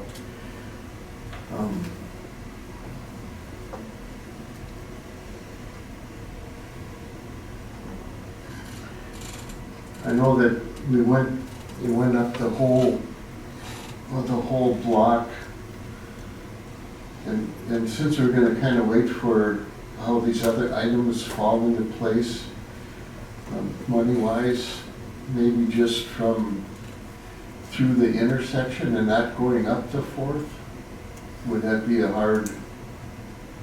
Just to calculate it? Yeah. No, we can do that fairly easy. Because that seems to be the worst part of that road. You want that brought back here next month? Yes, because the whole thing of 100-some thousand gets kind of pricey. I don't know the infrastructure underneath the roads. Do you know where they're at? I know where they're at. They're extremely old and they're undersized. And so, like, do you know how long ago that was ever put in? Because this was all tore up. Yep, it was. And I don't know, do you know how much was replaced? Infrastructure underneath? None. None of it was. Mm-hmm. There was some catch basins done for storm sewer because they're shallow. That was it. I remember that. Yes, Chris? Yeah. That was kind of my question is, that corner there by Fort Erie is always flooding. So what would we need to do to fix that or put new pavement down? I mean, With the flooding, yeah. I think the flooding is not anywhere near as bad as what it is after they did the 61 project. Yeah. They put in larger pipes, sewer, or water, drain water pipes, and it's not anywhere near as bad as what it used to be. I mean, you have to, it will still flood there, but then it comes up and it runs down in between the bank and the theater, and then it runs down on 61 once it gets to that level. But it's quite a bit better than what it was before that. Well, I would just hate to put new pavement down if we have issues there, without fixing the issues.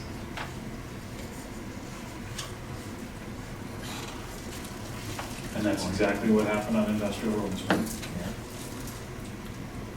But we also have the gravel pit too that has potential to change the equation on some of these larger projects too. And we can't forget about, but of course with everything else, the gravel pit costs money, and hearing this information about the lift station and that, I mean. That's nothing to do though, I brought that up a year ago. Yeah. Right. And then we also, at some point, the sewer and water fund should be bringing in revenue at some point. It's just looking at all this and trying to figure out some kind of plan or some kind of schedule that you can do large projects, which is mostly the streets. The streets have all the water and the sewers running on them. It's the avenues that you could possibly do mill and overlay projects on and not have to worry about the sewer and the water being underneath there. I've thought about, is there some kind of schedule or plan that could be brought forth that you could do large projects and possibly do mill and overlay projects in certain areas, once we were to have the gravel pit up and running, and with the sewer and the water funds bringing in some kind of revenue, but how many years is that going to take to get that up and running, the gravel pit? How many years will it take for the revenue from the sewer and water funds to be able to start helping us? I mean, we do have some positives with that gravel pit and with the sewer and water fund coming up in the future. We just don't know the figures on all that stuff yet. And the gravel pit thing, we were thinking that we would be able to save somewhere around 30% of it's 30% of the cost of a project.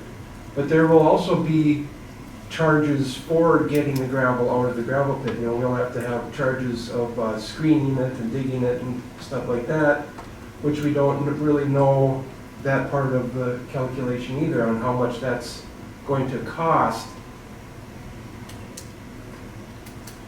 So that would be interesting to have those rough figures on how much something like that would cost to contract out to have that gravel screened and things and made, Yep. And that number is $250,000. And actually in 24's budget, we set aside $50,000 of that for the start of that gravel pit. Okay.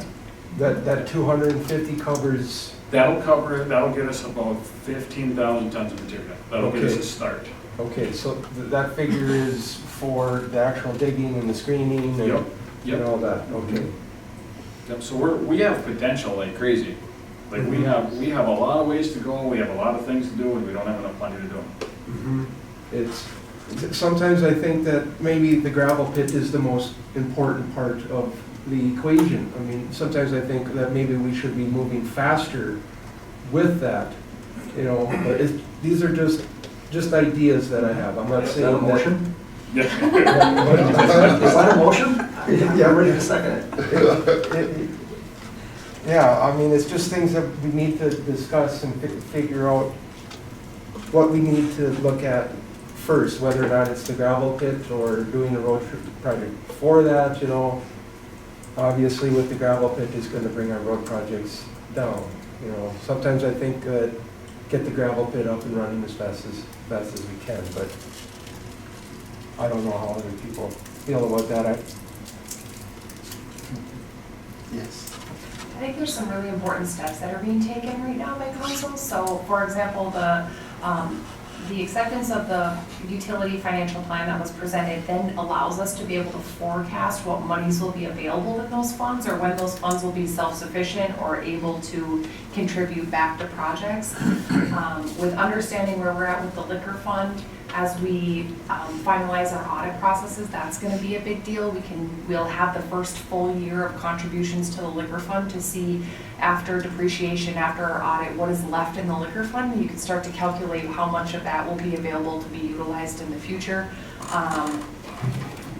There's also, there could be savings from other departments that come forward throughout the course of the year. So I think the city's in a good position, and a lot of important steps are being crossed off the list. A long-term plan is going to be something that's obtainable as some of these pieces fall into play, and I don't think that without some of these pieces happening, like the utility financial management plan and things of that nature, we wouldn't be able to forecast those things. But now we'll have the opportunity to be able to look at what monies are available from all different avenues that the city has not had access to before. You know, one thing that the city hasn't done for a while is a strategic plan with all these different avenues of money that we didn't have before and different possibilities. A strategic plan and the financial, bringing all of that together strategically, maybe that a good step. Part of it is what you brought out with the gravel pit, what areas should be done first and what not. And that the strategic plan we have right now was put in place, I know, before 2010, if you remember, Chris. It's been a long time. The basic part of it is still good, but the financial part, I think, could be a good thing to do, to bring all these different areas in to see what would be a good plan and how to utilize that money. The big projects, which are long-term, the shorter ones, just to me, looking at the news and hearing things that other cities are doing, I know that people don't like grind and overlay, but they are doing grind and overlay. I know Duluth is in the millions of dollars because their infrastructure is older than us, but they can't afford to do it either. They can do strategically in certain areas, just like we are, but they still have to do grind and overlay because they're so many years out before they get to those areas. I think a good strategic plan would be a good idea for that, for a lot of these short, long-term projects. I know Norspan helped us in the early 2000s, and then we used, what is that organization out of Duluth? I can't think of that guy's name, I can see him. It'll come to me. Northeast. It'll come to me. Sure. I'll have to get back to you on that. That's okay. But they do supply somebody that will help you do that at no cost. Norspan, of course, would, but not using that Northeast Arrowhead, something I can't think of.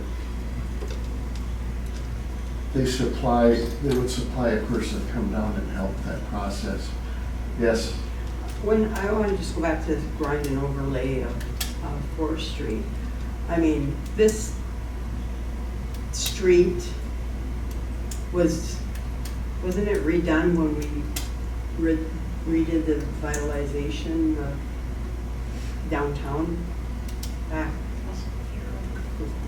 way back when. In 1980 something. No, it wasn't in the 80s because I was. That's when the street project was. Was done. it in the 80s? Was it that one? No, I think it's in the 90s. Anyways, wasn't that repaved at that time? Probably 20 years ago. I'm just looking at, say, Douglas Street between. In 20 years, 4th Street going down there will be in this shape. Yeah, I know, but I'm like looking at like, I'm thinking of Elms, you know, from 73 up through Elm Avenue, where after here the whole thing, where I know that, I don't think there's sewer under that part of it. Sewer's behind it, correct? Under, Elm. there is right up to the intersection. There is coming up the street that feeds the next block over as well, yes. That's sewer and water.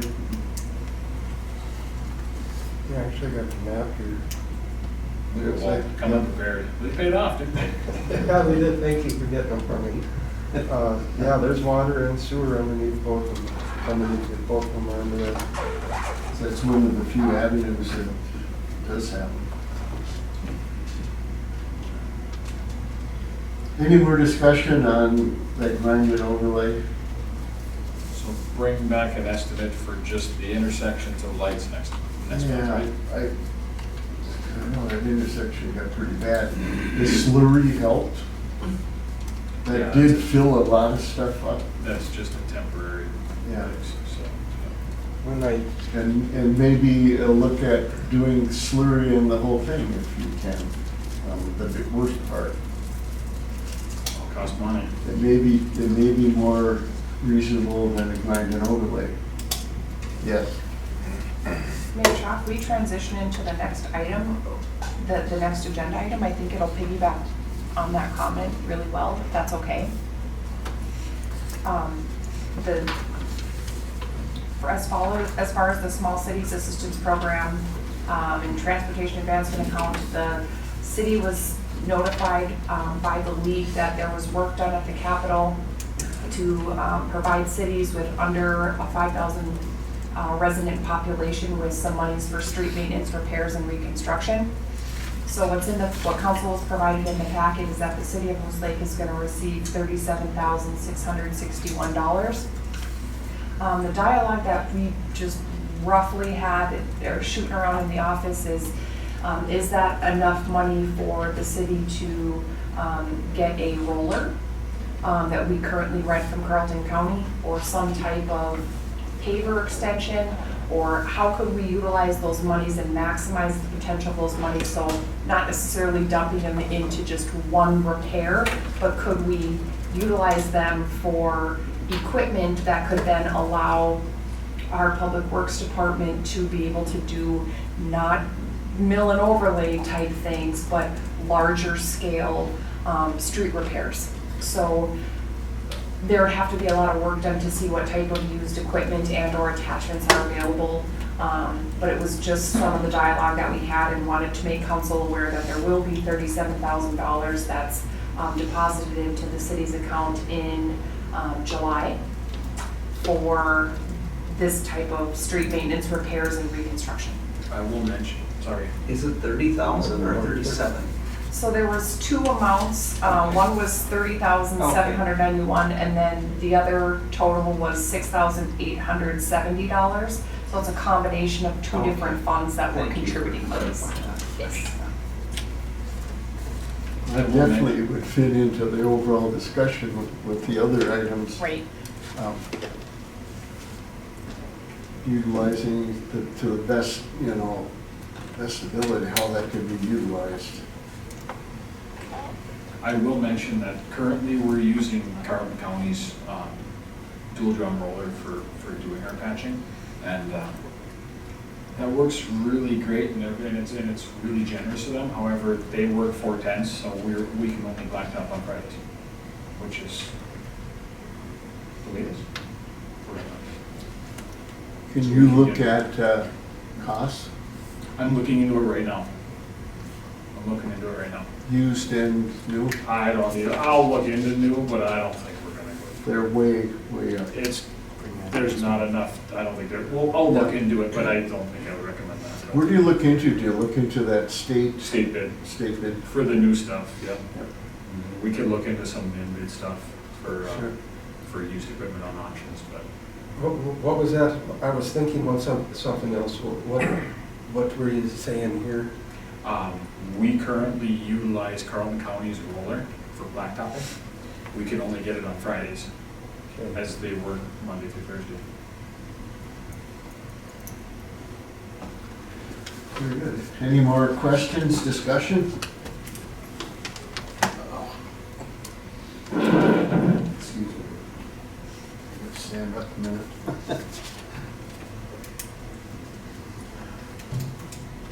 Moving on then to recycling shed discussion. Jay? Yes, so the Water and Light partnered with the city to get fiber to the new recycle shed location. So the fiber has been installed. The campground workstation was replaced, so we've repurposed the existing laptop to the recycle shed to be able to facilitate payment for the brush pile. The brush pile fee schedule was approved in January, so we've been working on getting all these different components. We now have the card reader available, all the technology pieces in play, so we can implement the fees associated with the brush pile now.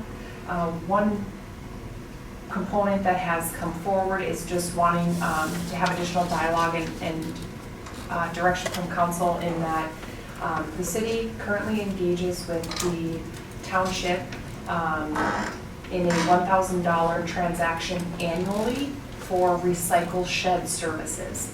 So we can see that there's historically been this $1,000 payment.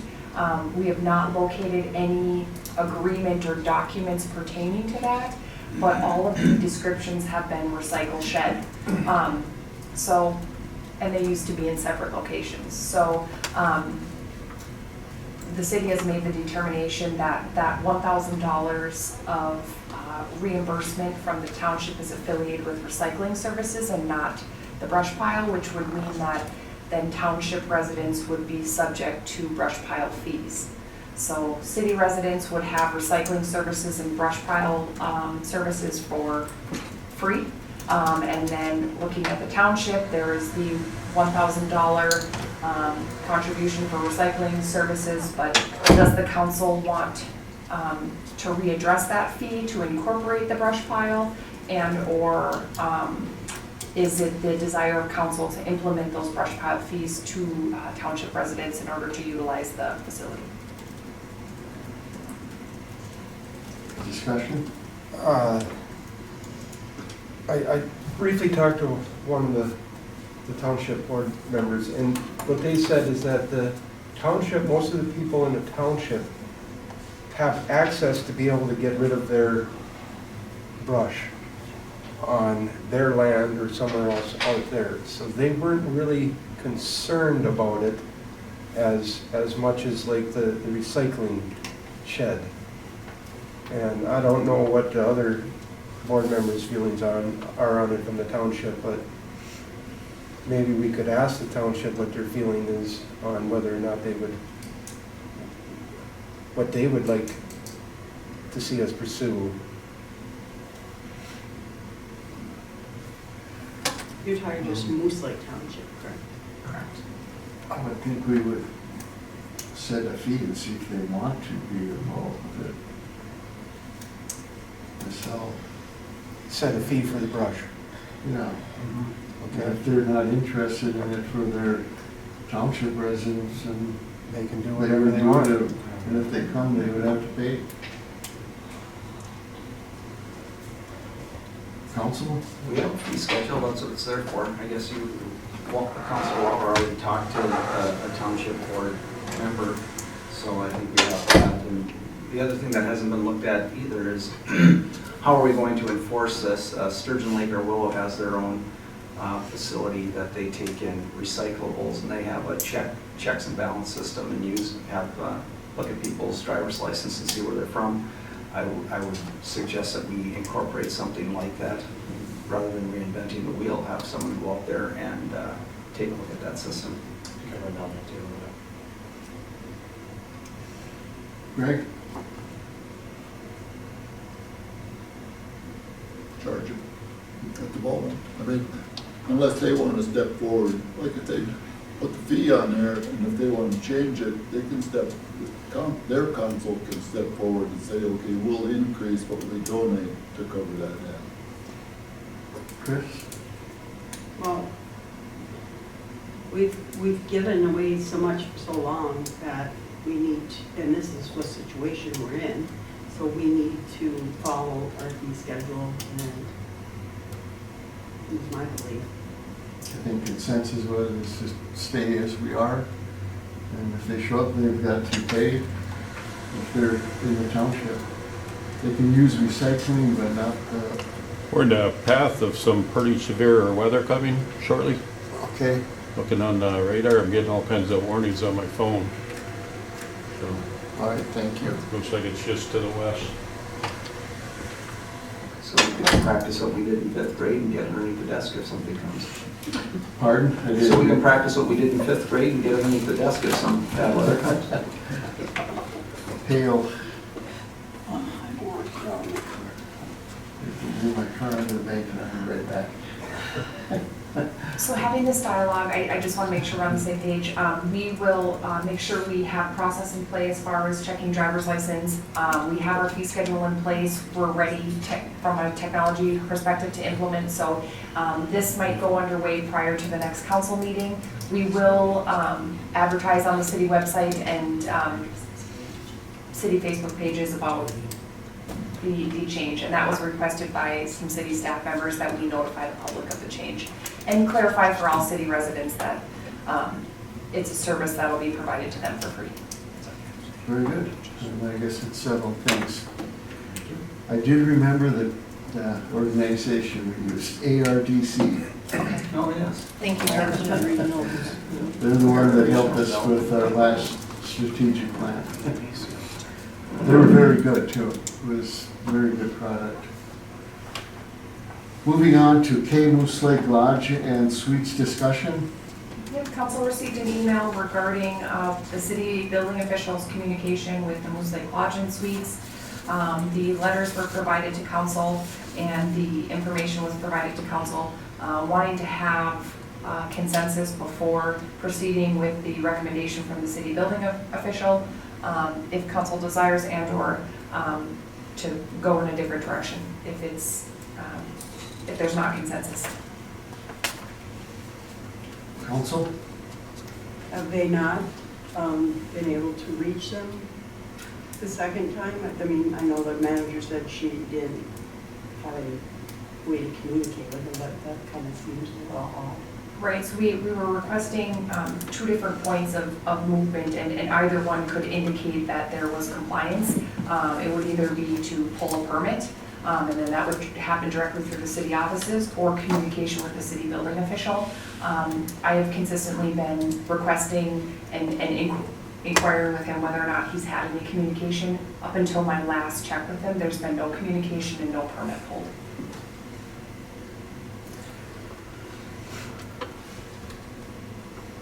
There's a recommendation by our building official, and it's public safety. Correct. I think that we'd fall underneath the statute of failure to act if we did fail to act right now. So I believe that we need to take action. Greg? If we take action, what do we gotta do, give them 30-day notice or whatever, then close them, or? No, they received 2 additional notices, so it'll be immediate. But the request is just simply to show in good faith that they're willing to comply. So there wouldn't be a need to vacate or anything of that nature if they pulled a permit and or had additional communications communicating up compliance with the process. So the ball is really in their court, and any communication and or movement would be accepted from our city building official. But at what point does he say, I'm issuing a, He is prepared to do it as long as there's consensus from council. All they have to do if they put in for a permit Correct. or Or hire a licensed contractor. Right, that would satisfy him. do we have their, like, address that the corporation owns it? Thank you for asking. All of the communications have gone directly to the ownership office. There was dialogue happened locally. She confirmed she was aware of the first, but not the second. So we do know that they received the first because she was made aware. She said she was not aware of the second notice. The city building official then supplied her with both communications directly to her. So they have been sent locally and to the ownership office. So we send them a certified letter saying this is it? He will have a third communication with them. I don't know if there'll be a letter exchanged and or some type of report and or, vacancy notice. Well, I think it should be a certified letter so we know that, and they have to sign for it, so we know that they in fact received it and know that The building this inspector individual would do is, that. the inspector is going to be shutting them down. The building inspector would be the one that would do that. Yeah, but I mean, I think we should request that he do that, so we have that documentation that they received this, and he's indicating that. Okay. Because as the summer's coming up, and especially agate days, these people will be booking in these rooms, and then all of a sudden we slap or he slaps an order on the front door, and it's gonna cause a riot. Yeah, it's a lot of the vendors. Yes, they are stay there and they staying there. Yeah, so I think we need to send this out, or he needs to send this out ASAP. And There's, the safety component makes it really difficult, and there's been. Sounds like we have consensus, Yeah. Walter. We have consensus, so Okay. we have consensus. Excellent. Recycling shed discussion, I think we did that. We've done the League of Minnesota City loss control survey. The League of Minnesota Cities met with Finance Director McKeon and Deputy Clerk Hansberry regarding a loss control visit. Some of the highlights that were provided were that there's been a total of 7 workers' comp claims through 2020 to 2023. The total cost incurred to the city was $279,386. There's still one open claim, and then they provide the details on the highest cost claim to the city. In addition, they provided information on our property casualty losses, and that's the primarily $504,000 of the $639 is the roof damage from hail.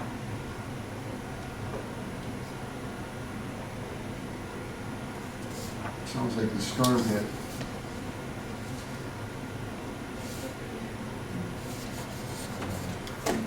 All right, any questions on L, loss control survey? Hearing none, moving on to M, resolution 24-06-01. The template for this resolution was provided to us by the county. The resolution is regarding tallying write-in votes at the end of election day. The tallying of write-in votes can be very time-consuming. There's a lot of things that election judges have to do at the end of the day, and this resolution would enable us to not have to tally those votes, the write-in votes, if they were less than the lowest number of non-write-in votes. So it would just mean that we don't have to document all of the votes for SpongeBob SquarePants at the end of the day and save us some wasted time. That does happen very frequently. It does happen. We always have some some really oddball scenarios that are just one-off. Again, this was provided to the city by the county. I'll make a motion that we accept resolution 240601. Do I have a second? Second. Any further discussion? All in favor, say aye. Opposed? Motion carried. Moving on to 6, Ann Moose Lake Police Department Administrative Assistant, Sarah Radzak resignation. I guess this was provided to the city back in May. There was dialogue that occurred following regarding the office transition and whether or not Mrs. Radzak was going to participate in that. So the city does formally accept resignations, and so this is that formal process being followed through. I'll make a motion we accept Sarah Radzak's resignation. Do I have a second? Second. All in favor, say aye. Aye. Opposed? Motion carried. And a thank you to Sarah for her dedication and work for the city of Moose Lake for last how many years? Do you know how long she worked for the city? She said 3 in here. 10 years, so Yes, thank you. thank you for that service. Moving on to 6-0, Moose Lake American Legion Post 379 LG 220 application, gambling bingo permit. This is the American Legion's annual bingo event. This is a permit that has been approved by the city annually for quite some time. Motion to approve. Do I have a second? Second. All in favor, say aye. Aye. Opposed? Motion carried. Moving on to 6B, Moose Lake Brewing Company temporary on-sale liquor license application. Yes, there'll be a car show at Riverside Arena. The monies are going to benefit What is it youth called? hockey. Through the school, not Malacca. Correct, Blue Line Club, I believe. So youth hockey, they have requested that the brewery be present at the car show at the arena. This is the application for temporary on sale for that. Motion to approve. Got a second? I'll second. All in favor, say aye. Aye. Opposed? Motion carried. Moving on to 7 reports and correspondence. 7A, Minnesota State Department, Demographic Center, population and household estimates. Yes, the new numbers were released to the city. This was provided in the packet for visibility. As of April 1st, 2023, the population estimate for the city of Moose Lake is 2,757 residents. In addition, the household estimate as of April 1st, 2023 is now 606. Question, is there any way that we can use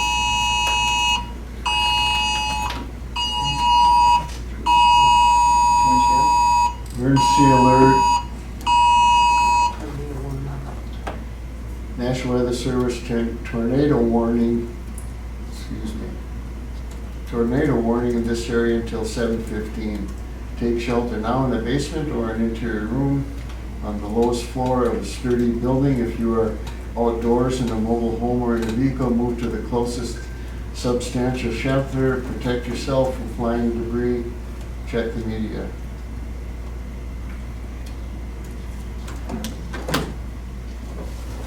I'll stop in your office and ask you this another time. Sure. Any other questions on 7A population? No. That does affect our LGA, correct? Yes. So that's good. It is Yes. it is higher from what we did. That is correct. 7B, League of Minnesota 2024 legislation recap. Just visibility to the legislative recap that the city staff viewed and has assessed for additional activities we need to participate in. Let me ask the council, John, to adjourn at this time. Yes. All right. The rest of those items, please read and check the notices. Do I have a motion to adjourn? So moved. Second? All in favor? We are adjourned. Thank you. Thank you.